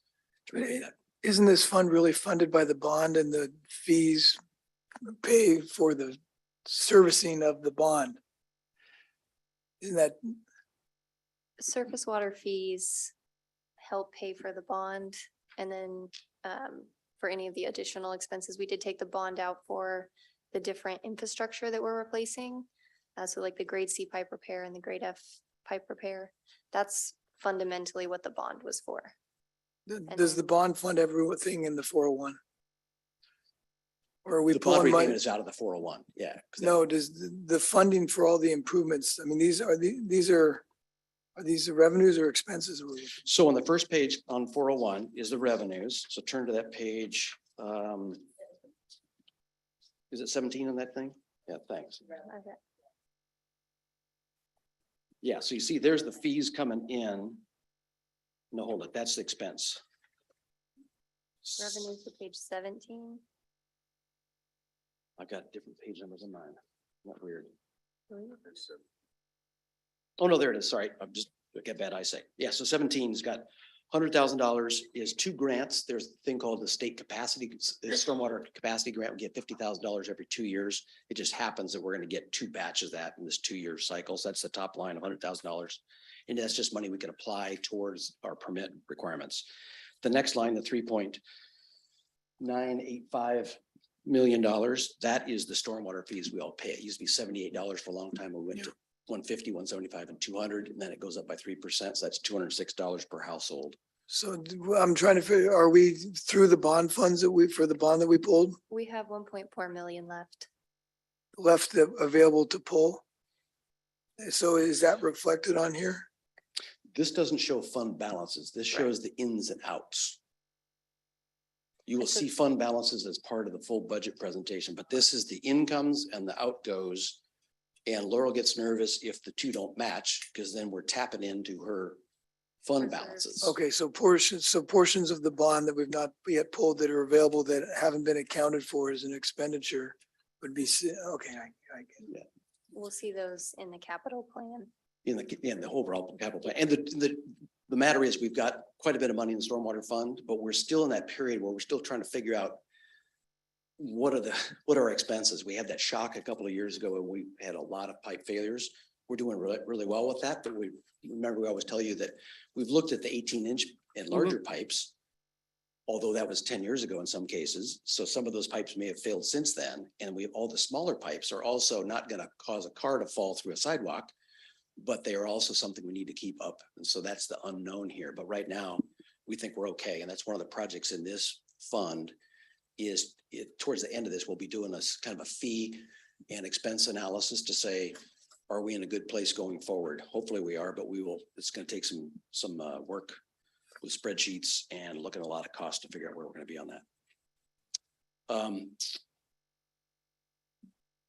We'll see, expenses in this fund do not have to do with operating and maintaining city surface water utilities. So various things like repairing things, inspecting things, compliance functions. Those could be inspecting and repairing our own city infrastructure, or those could be inspecting and causing compliance to happen with private entities. So this is where people sometimes get confused. We inspect to make sure that private HOAs or private commercial properties are doing what they need to do. And that's a service that the city provides because that's part of the requirements of the permit. But anything that's ours, so in our streets, if there's a broken catch basin or broken pipe, then we get to pay for it. So there's a lot of expenses in there. It includes ponds and vaults besides the pipes, not vaults, catch basins, pipes, ponds and vaults. It does have labor in here because you think about it, when we're driving the street sweeper around, that's primarily the surface water function. So we've got that. We've also got city labor inspecting catch basins, but we're also going out for contracts. And those again appear in Frank's general summary line at the end. He's got contracts that he's going to come to you for paying somebody to do some of those inspection and maintenance functions that we don't have the capacity to do. So you see a blend of city labor and contracted labor for those things. Down there in the last paragraph is that reminder about the rates. And I think that's mostly what I had to say about stormwater, but if you have questions, we're happy to take them.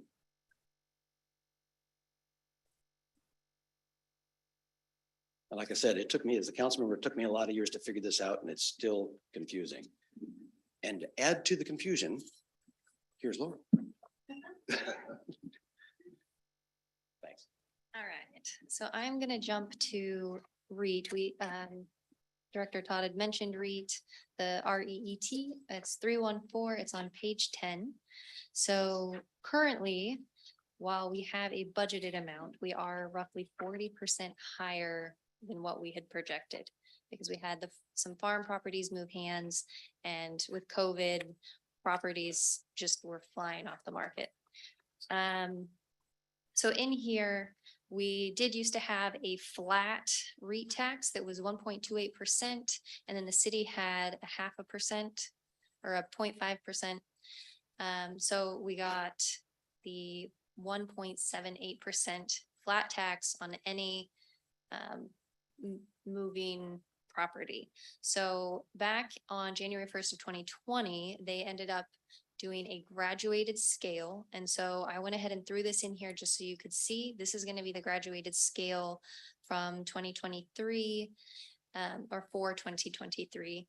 So as the price of the house goes up, the amount you pay in REIT tax goes up as well.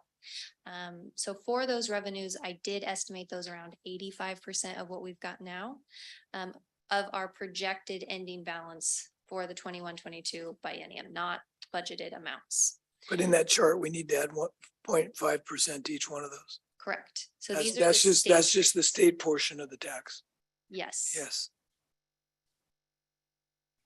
All right, and so that's the fund that's going to be funding your 316, 317, and 318, all of your different capital projects.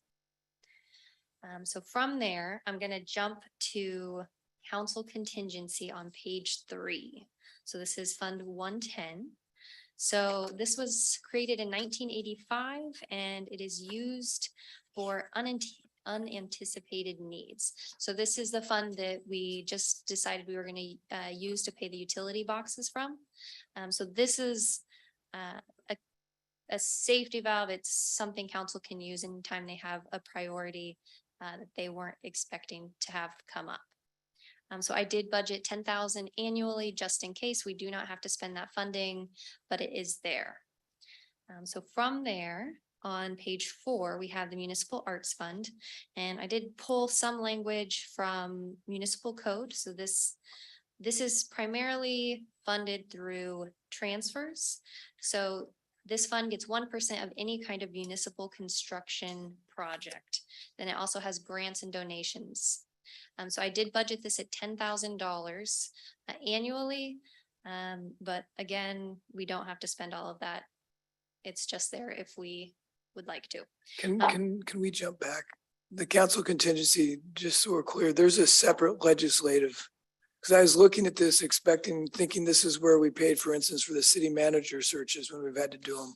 But that comes out of the separate legislative budget, That correct? comes out of the general fund in the legislative. It's Okay. the 001. Thanks. I have a. Yeah. A structural or just question. So on the other pages, because there was so much content, you would have expenses on one and then revenue on one and then expenses. But here, you just have it on one page because it's small, right? Okay, it didn't say it. And so then I got confused. Thank you. All right, so on the municipal arts, I will say I estimated revenues around $10,000. It's just over $10,000. I do want to point out this is just an estimate, so it really does matter what projects we end up doing. So the CIP is really tied to this. Okay, so from there, we will go to paths and trails. This is Fund 125. Can we go back to municipal arts? We've talked in the past at times, the issue of funding for the A and B board comes up. Is that out of the municipal arts fund? Yes, Okay, so this is where we set aside usually in the budget every biennium, a certain amount of money, not for particular projects, but so we've allocated money. So if there's an idea that the A and B board brings to us that we want to fund, we have some money set aside. And. Yeah. So then for this document that we're looking at on page 4, that's what the transfers in that line is. correct. So that's what that budget is. And then, of course, with the addition of the investment interest. And then your expenses, just because it's just a number that you associated with your like studying of how much gets spent and all that kind of stuff, like the trends, isn't it? Yes. Yeah. Okay. So typically they do budget 10,000 annually. And so I just followed the same pattern. Okay. Director Dodd? The really good example goes way back. We built the Mill Creek Sports Park in 2004, spent several $1 million on that brand new park. So it was obvious they took 1% of that brand new park and put it in the fund. And that money turned around into the brick sculpture that's on the concessions building. So the Art and Beautification Board way back then had $25,000 to go find an artist and commission that brick sculpture. And that's how that happened. Our funding is really for new stuff. And so when we're rehabilitating something, it doesn't really put this 1% in, but we probably have missed doing this religiously. Like for instance, Exploration Park, maybe we should have put some money in for that. And I don't think we did. I think we kind of forgot. Yeah. An arts element into Exploration Park. Well, so I No, think put aside usually, money so we have it For the if money. to do something like that. That's one of the things we talked a little bit about when we had the discussion a few months ago on the A and B board and the Parks Board. I'd like to see us move to having those boards come to us this time of year with the ideas they've been working on. So if there's something we want to budget for that may be more than $10,000, we can be talking about that now rather than having to come back with a budget amendment 6 or 8 months from now and finding the money and moving it somewhere else, from somewhere else. Right. yeah, I was gonna say, so when we had 0 parks in the city and we built new parks, all those new parks put money in. So that's where the egg sculpture happened at Heron Park, all those things. Well, that's kind of stopped because we aren't building new parks anymore. We finally got all those stars on the map are kind of done. Same thing, we're not building a lot of new intersections, not building a lot of other big new things. So that may be something long-term. You could say, let's put some money in because the 1% for the arts isn't really helping us with what you might want the Art and Beautification Board to do. Oh, so, and this is just a historical point. So you mentioned Exploration Park, but then same thing for Buffalo Park, right? There's not an art sculpture there either. Well, so we got Buffalo Park kind of given to us as Mhm. mitigation. Instead of them paying park mitigation when they built the project, they Mhm. built the park. They gave us the dirt and built the park. So we didn't spend any money on it. So Ah, there's no 1%. We got 1% of 0. right. And so that's why there's Well, not. 1% of the 0, I think is what we got. So that's why there's not necessarily, it wasn't considered or, or something like that. And then, as you said, for exploration, it wasn't put in when it happened, because I know okay, thank you very much. You think about, oh gosh, we missed that, but 1% of $1 million would be $10,000. Yeah. So it's not a ton of money, but it could help. But that's Yeah. where I think Laurel's saying that you might say that even if we don't have a new park, you might say, let's seed that with $10,000 a year for whatever their beautification board came up with. Thank you. Any other questions on arts municipal arts? So from there, we'll go to paths and trails. So this is funded through motor vehicle fuel tax. So the majority of that tax goes into your streets fund. And then a portion of that, so it's 1/2 cent of 1% goes into this. So I did go ahead and budget $10,000. There are a lot of restrictions on this fund, but I know that signage is one project that had come out of the paths and trails. It does sound like it's been a really long time. So I just wanted to give you the opportunity, if that was something council was interested in, I went ahead and put that as an option. So this is going to be the fund, any kind of updates specifically to paths and trails that can come out of this fund. Councilmember Duque? But that is not maintenance. Correct. Correct. Okay, thank you. All right. Does anyone have any other questions on this one? I just think, given some of the conversations we've had over the last, I would say 6 months about the lagging behind on our part of sign replacement and, and trail maintenance, we may want to contribute a little bit more to this fund as an option as well. Well, but what trails do we have? I mean, most of the trails are private through the MCAA. Would this apply to sidewalks? Because I assume that sidewalk repair is something different. So is the North Creek Trail really the path or trail in the city that this would apply to? That's a park. I'll tell you, it's such a small number that I don't know if we've really figured that out recently. But yeah, for instance, North Creek Trail, if you were going to, and we got a study, Frank's got a study in there for North Creek Trail, you might be able to apply some of this money to that study. Or if the study says, let's extend this because the county is coming at us from the south and Everett's coming at us from the north, Right. you put that in there. No, I get that. I'm just trying to understand what actually would be the paths and trails that we could apply this to in the city. And it seems to me they're pretty limited because there's So I have a bit of an answer to that. And this is one of the reasons why when I split up the ADA transition plan, I specifically called out parks and trails. There's trails that kind of cut in and out of parks, and there's some transitional areas where they transition from us to private to sidewalk. A lot of those transitions are small, as you've noted, but there are actually quite a few of them all over the place. And those transition areas tend to be where we fall through the cracks, pardon the expression, in terms of maintenance between us and the private property owners. So frankly, a lot of them are, one of the goals of the Parks and Trails ADA transition plan will be to inventory those so that we don't lose sight of them again. So aside from North Creek Trail, I think getting to Councilmember Cavalari's point, we are putting more money in, but through different funds to address this rather than this fund. Correct. And then I think when we were talking about signage, I think you brought it up a couple of weeks ago. When the last time we estimated signage for the entry points into the city from various locations, I think we had an estimate of like $45,000 back then. So I mean, it's no cheap endeavor. So what we have now, excuse me, I know we were talking about using ARPA funds to maybe do that, but I guess for the long haul or for the long planning purpose might be just an idea. So this would be just for signage for the paths and trails, but yes. Anyone else? All right, so the next one is the drug buy fund.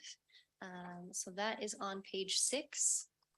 So I have budgeted $6,000 annually to pay for police investigation supplies and costs. So this is the fund where any kind of drug-related confiscation, that's where that funding goes. And then there are restrictions on how you can use that funding. And so there's a specific program that the city has been using this money for. Is that a fun name that comes from the state? I always thought it's Yes. a weird name. Wise, we're setting aside money to buy drugs. Every time I hear it, when I first came, I was like, that is a very odd name. Let the record reflect it's the state's fault. Yes, it is a state description. So for the next one, we have debt service. So that is 226. It's on page 9. So this is where that bond that we were just talking about for surface water is sitting. So the annual payments are in this fund. It does require us to have this specific fund to pay that. We have $3.3 million that we're paying on, and that is for the replacement of the grade C and F pipe replacements and any kind of other stormwater, surface water infrastructure. And that's the only payment we have in this specific fund. So from there, we'll go to 509. So this is going to be funded specifically by each department making transfers for the different equipment. So this is going to be straight line depreciation. They're going to say we want to save 110%. So we want to add 10% of whatever we're going to buy because we believe that the price is going to go up for our vehicles, for different equipment. We're going to stick money in this fund so that, you know, once this vehicle has been around for 5 or 10 years, we'll have something to help pay for that replacement cost. And so currently I do have 2 police vehicles being replaced in the 23-24 budget. And then I do have the desktop refresh. So that'll be the citywide desktops and then the computers in the police vehicles. And it does sound like we are going to need to do that because there's a software or hardware change and our current computers are not going to be supported anymore. So IT and I have been working through different options on replacing all of these different computers we need to replace. All right. And I will say I may have one additional vehicle. I need to work with Mike Todd on that. But that would be the only change I could see coming in that fund. And then lastly, we have Fund 521, which is not one we really talk about much. So this is on page 21. This is the Unemployment Compensation and Insurance Fund. So this fund was specifically made for unanticipated unemployment claims and unanticipated insurance deductibles. So if one of our vehicles that was expensive was in a wreck, this could help us pay that deductible. So at this point in time, I do have $25,000 coming in. We have a general fund transfer. It has been quite a few years since we made a transfer into this fund. It does show that it's budgeted at 50,000 and it looks like it's negative. I do want to say there is a fund balance in there and I do not expect us to use all of that money. It's strictly just a trend. Everyone so far has just put that funding there just in case. Again, we do not think we're going to be using this, but we do need to make sure that it's funded. And at this point in time, I believe we have around 12 to 13,000 in there. So it is time to bring some more funding into that fund. All right, do we have any questions overall on the other funds outside of the general fund?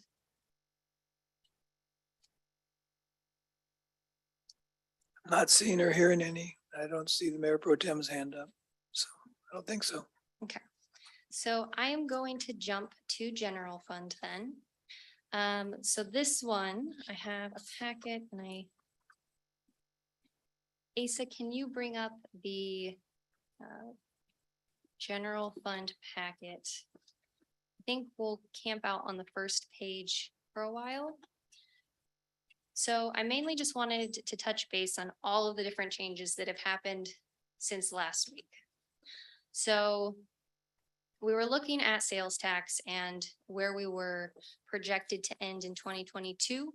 And I do believe that we were closer to our budgeted amount versus what we really do think we're going to be bringing in.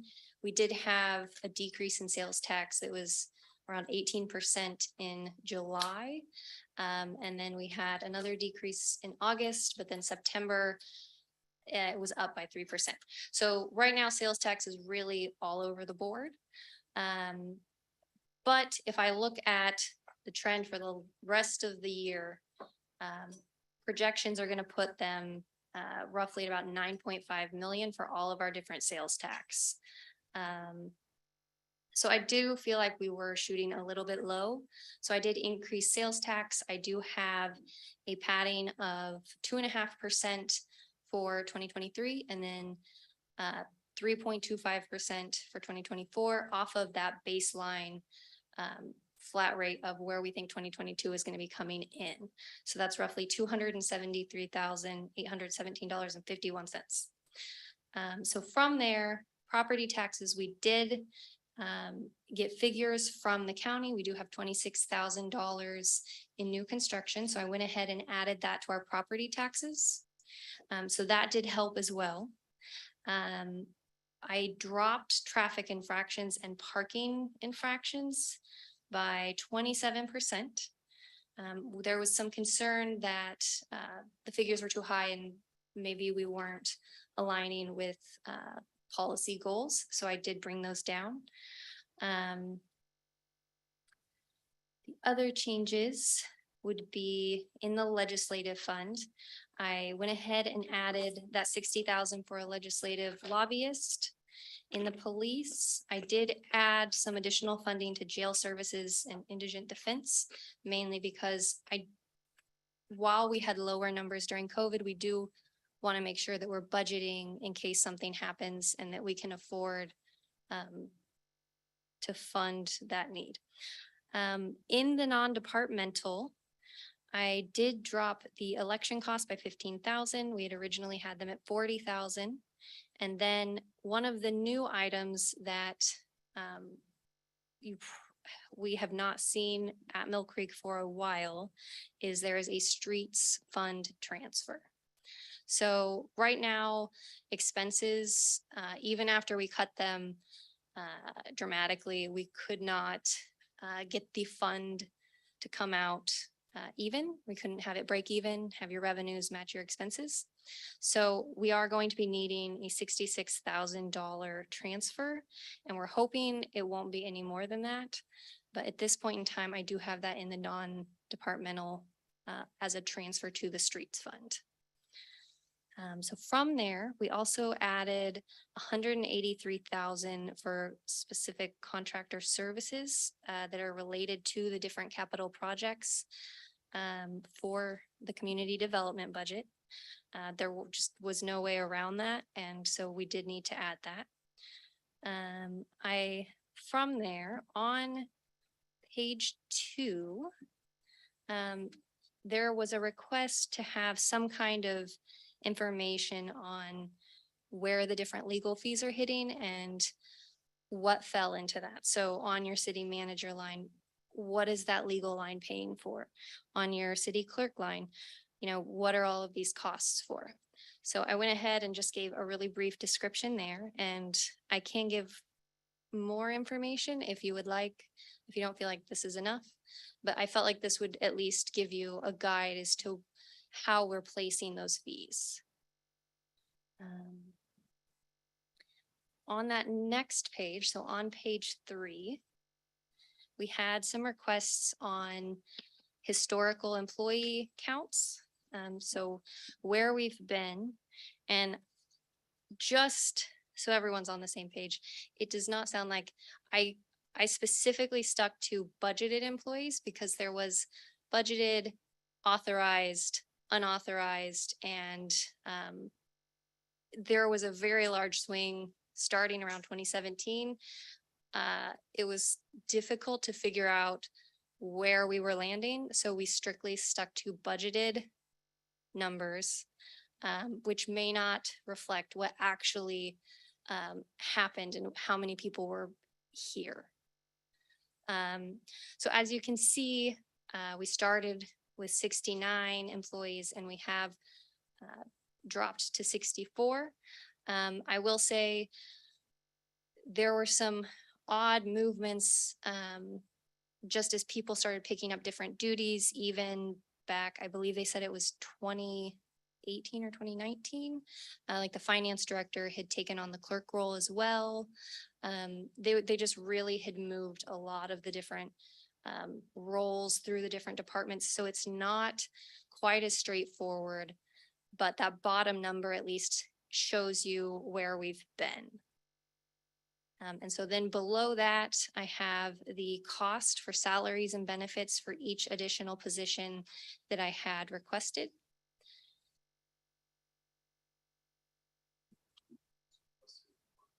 It is not a part of the budget.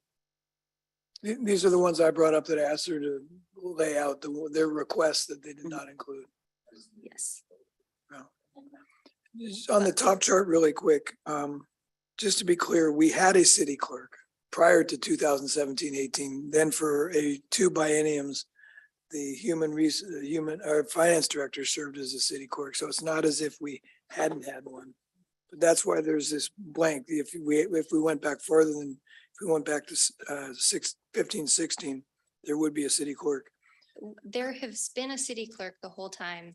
It's mainly just that they did not have that city clerk Correct. in their own department. I do Correct. believe they were in 408 at one point in time. So a lot of these have just really bounced around different departments. And then I wanted to point out on the last line, the police, the number 29 to 28, that was not a reduction in a patrol officer. 2017-18 is when we added the deputy chief position into the budget. It was funded for the next biennium and then we pulled it out in 21-22. So that's why we went down from 29 to 28. It was not a patrol officer. Correct. We had the police chief say that he did not need the deputy. The prior police director said. Prior. Prior police chief prior, said that, just to be yes. clear. Chief's like, no, that was not what I said. All right. So let's see. Councilmember Duque. I just want to say this is very helpful. You know, I mean, so far everything, whatever, but this, as we're here in this point and how I really appreciate you taking what happened at our last session and how we were learning and going through with it and then being able to put it together. Because I understand exactly what you're saying. This is budgeted numbers and, you know, it's not whatever that is, but it's very nice to have it clear here for us to see what that looks like. And then having this requested positions not included in budget, very helpful for me. Thank you. The last point I want to make on the chart, the top chart, the surface water engineer, I believe that was a position that we agreed to fund through the surface water bond. Or that's when we put it in the budget is when we passed the bond. So that's why that position hadn't been in there in the 2 biennium before that. So they had originally had that as an engineer. And so then she just changed, or that position changed to the surface water coordinator. So that was one of those engineer positions. Wanted to make sure we have a little explanation as why there was blanks in a couple of those and suddenly we have an FTE in there. All right, and so if we can move to page 1. Essentially, you can I'm see sorry, what page was that, Laurel? page 1. Back to 1. Yes. So on the revenues and expenses, if we can get the totals for both of those to show, you can see we have roughly $11,410 between our revenues and expenses. So there's not a whole lot of padding and it was difficult.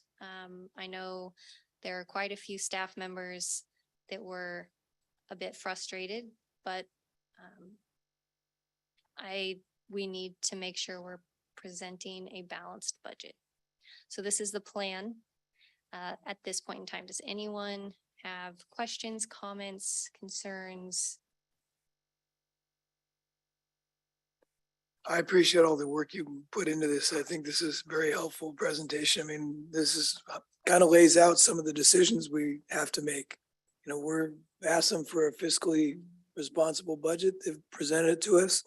There are needs that we should consider, but needs means we either need to find some money or cut things somewhere in that budget and move things around. So that's what we need to think about and hear from the public over the next 4 to 6 weeks.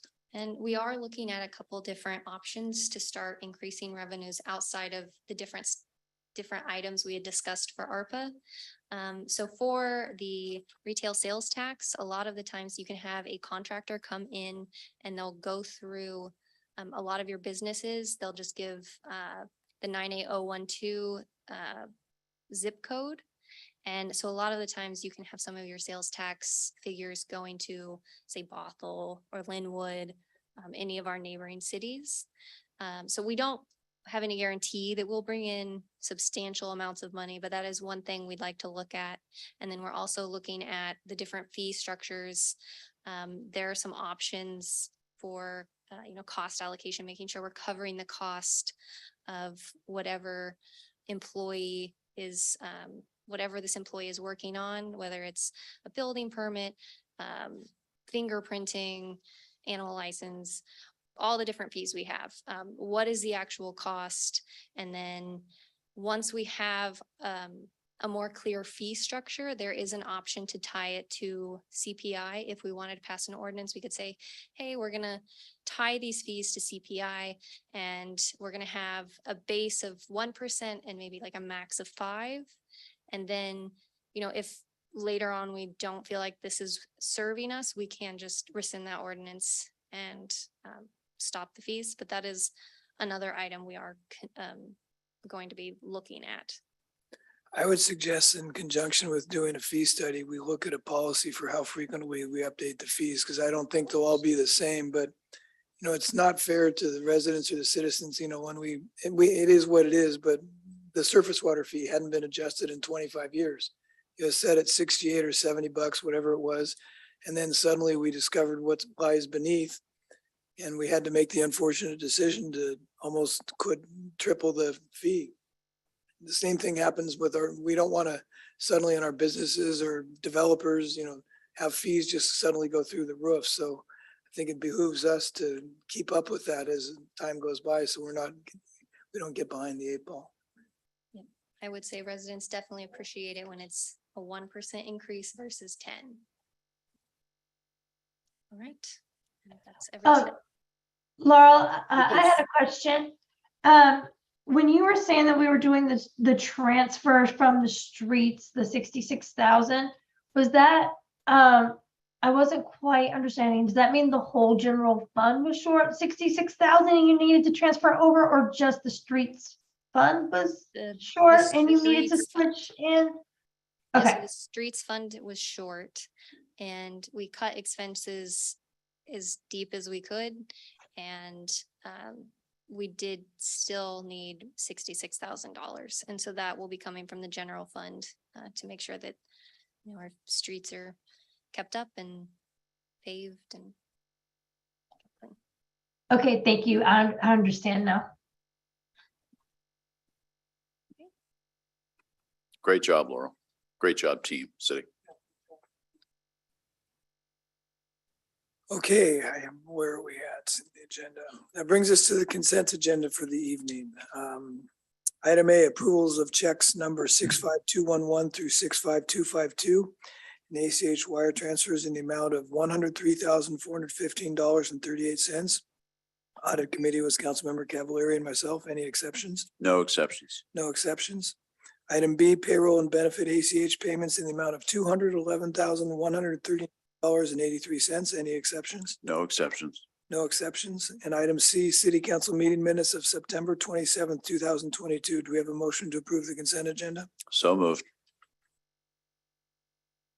I can't. see. Second. All those in favor, please say aye.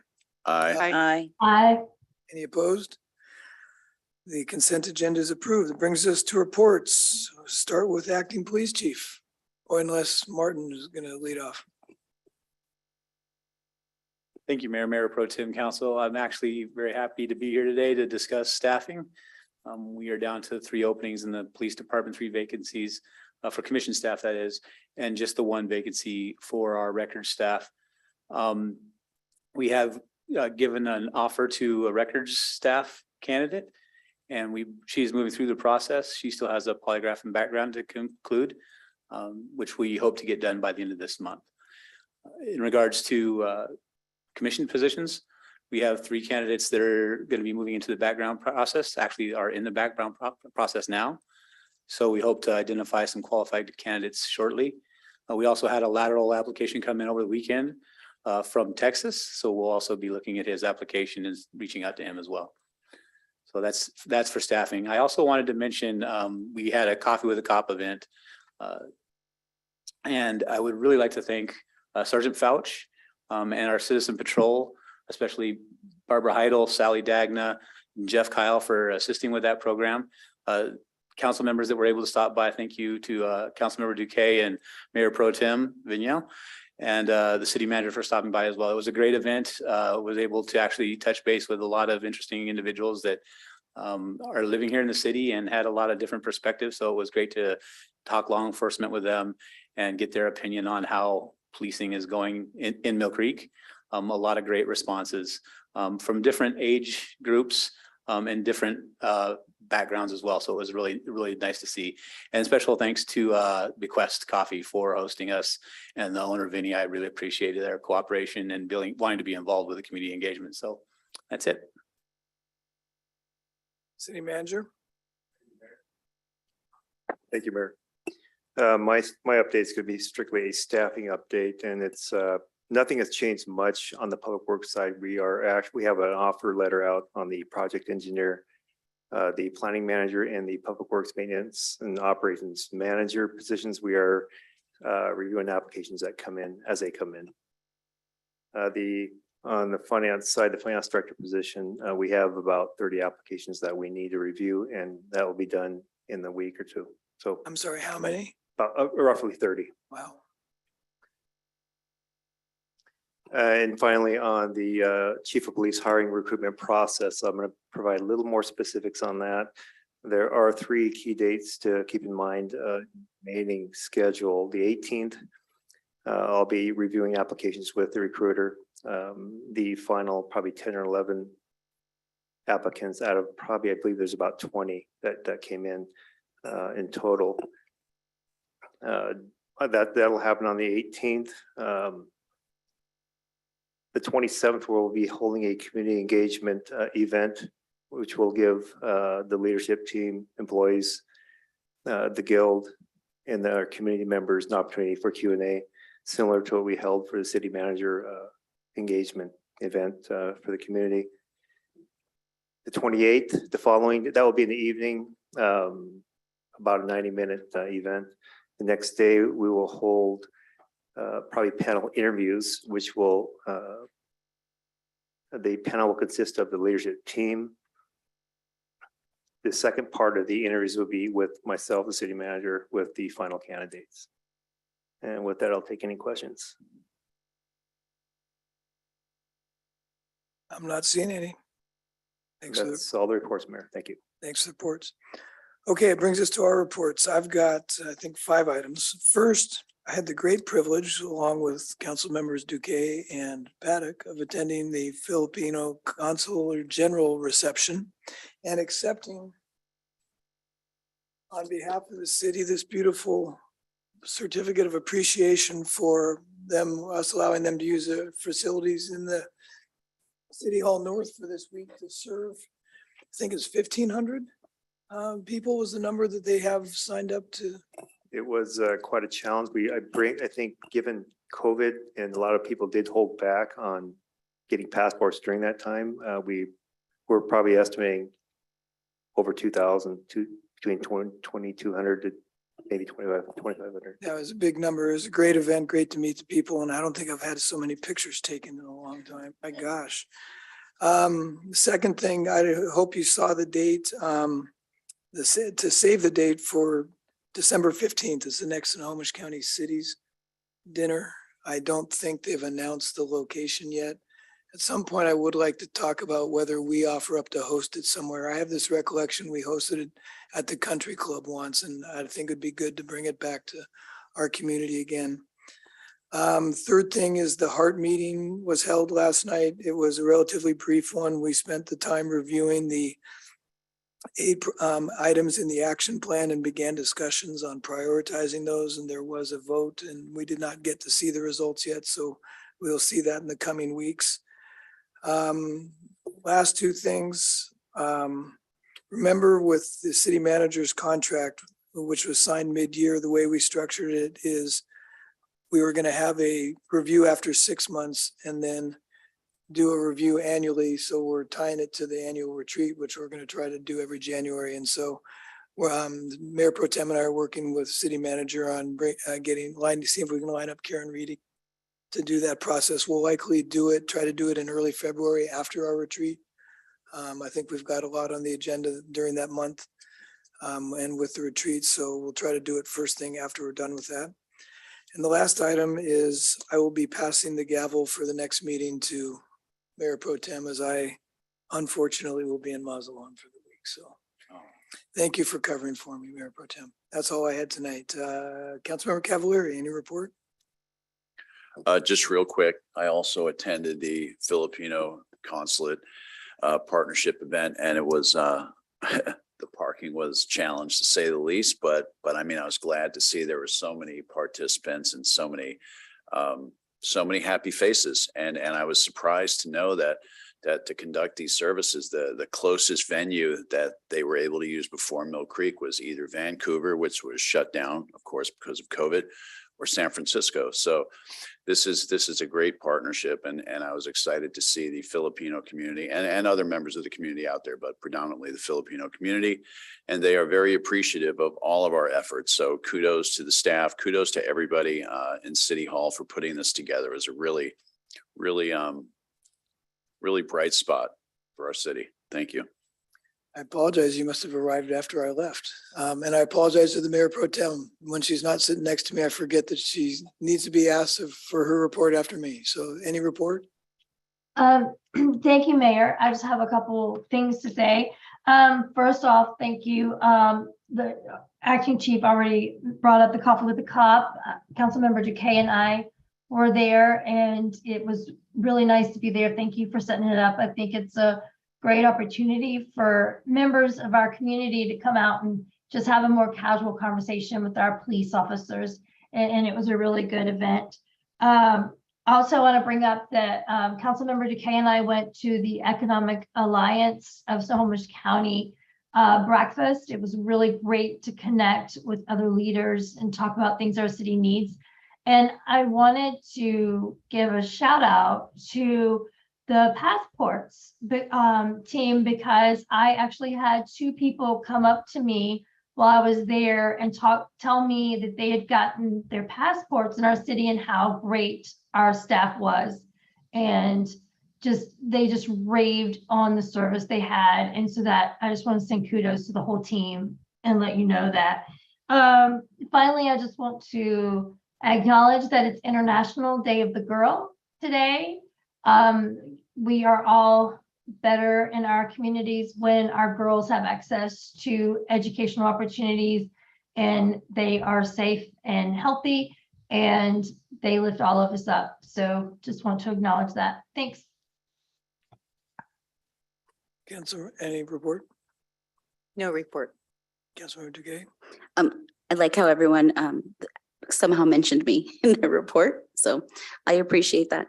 To keep it brief, I had some interesting conversations at the Economic Alliance breakfast. It was the first one I had attended.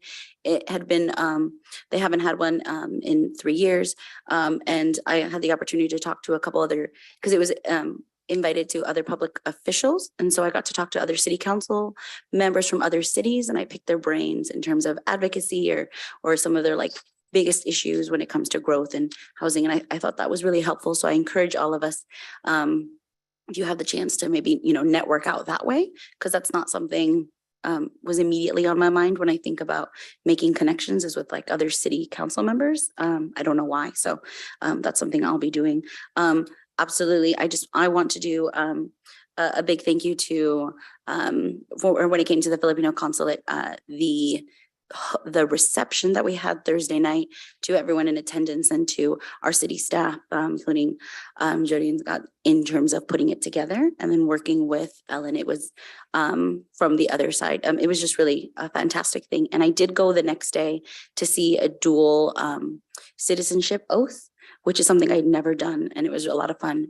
I've also never been to the second floor of City Hall North, and I now understand everything everyone has ever said about what needs to happen in that building, because I've only been to the first floor, even when my kids were in preschool pals, and I'd never gone to the second. So if you haven't been there yet, we should do a tour.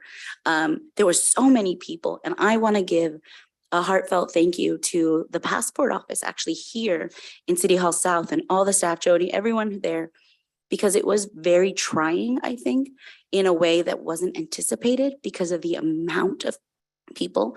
You know, you couldn't go out to lunch because you'd lose your parking spot, or they were constantly getting phone calls because it said Mill Creek passports and people thought it was our passports and not the Filipino passport system. And so, but instead of being upset, they all just recognized that this was such a great service and kept trying to go above and beyond to answer questions on the phone when maybe they didn't need to. They could have just directed it somewhere else. I just share this because we really have great staff in the city. And we're very fortunate that even for something they had nothing to do with, they were able to be flexible. And I thank everyone for that part. We have no need for an executive session tonight, so that brings us to audience communication. Oh, I'm just having all sorts of senior moments tonight, aren't I? I'm used to just going down and being done at one end. Councilmember Paddock, do you When have? you a said report senior this moment, evening? I was worried you were talking about my comments, but Oh, I was talking about myself.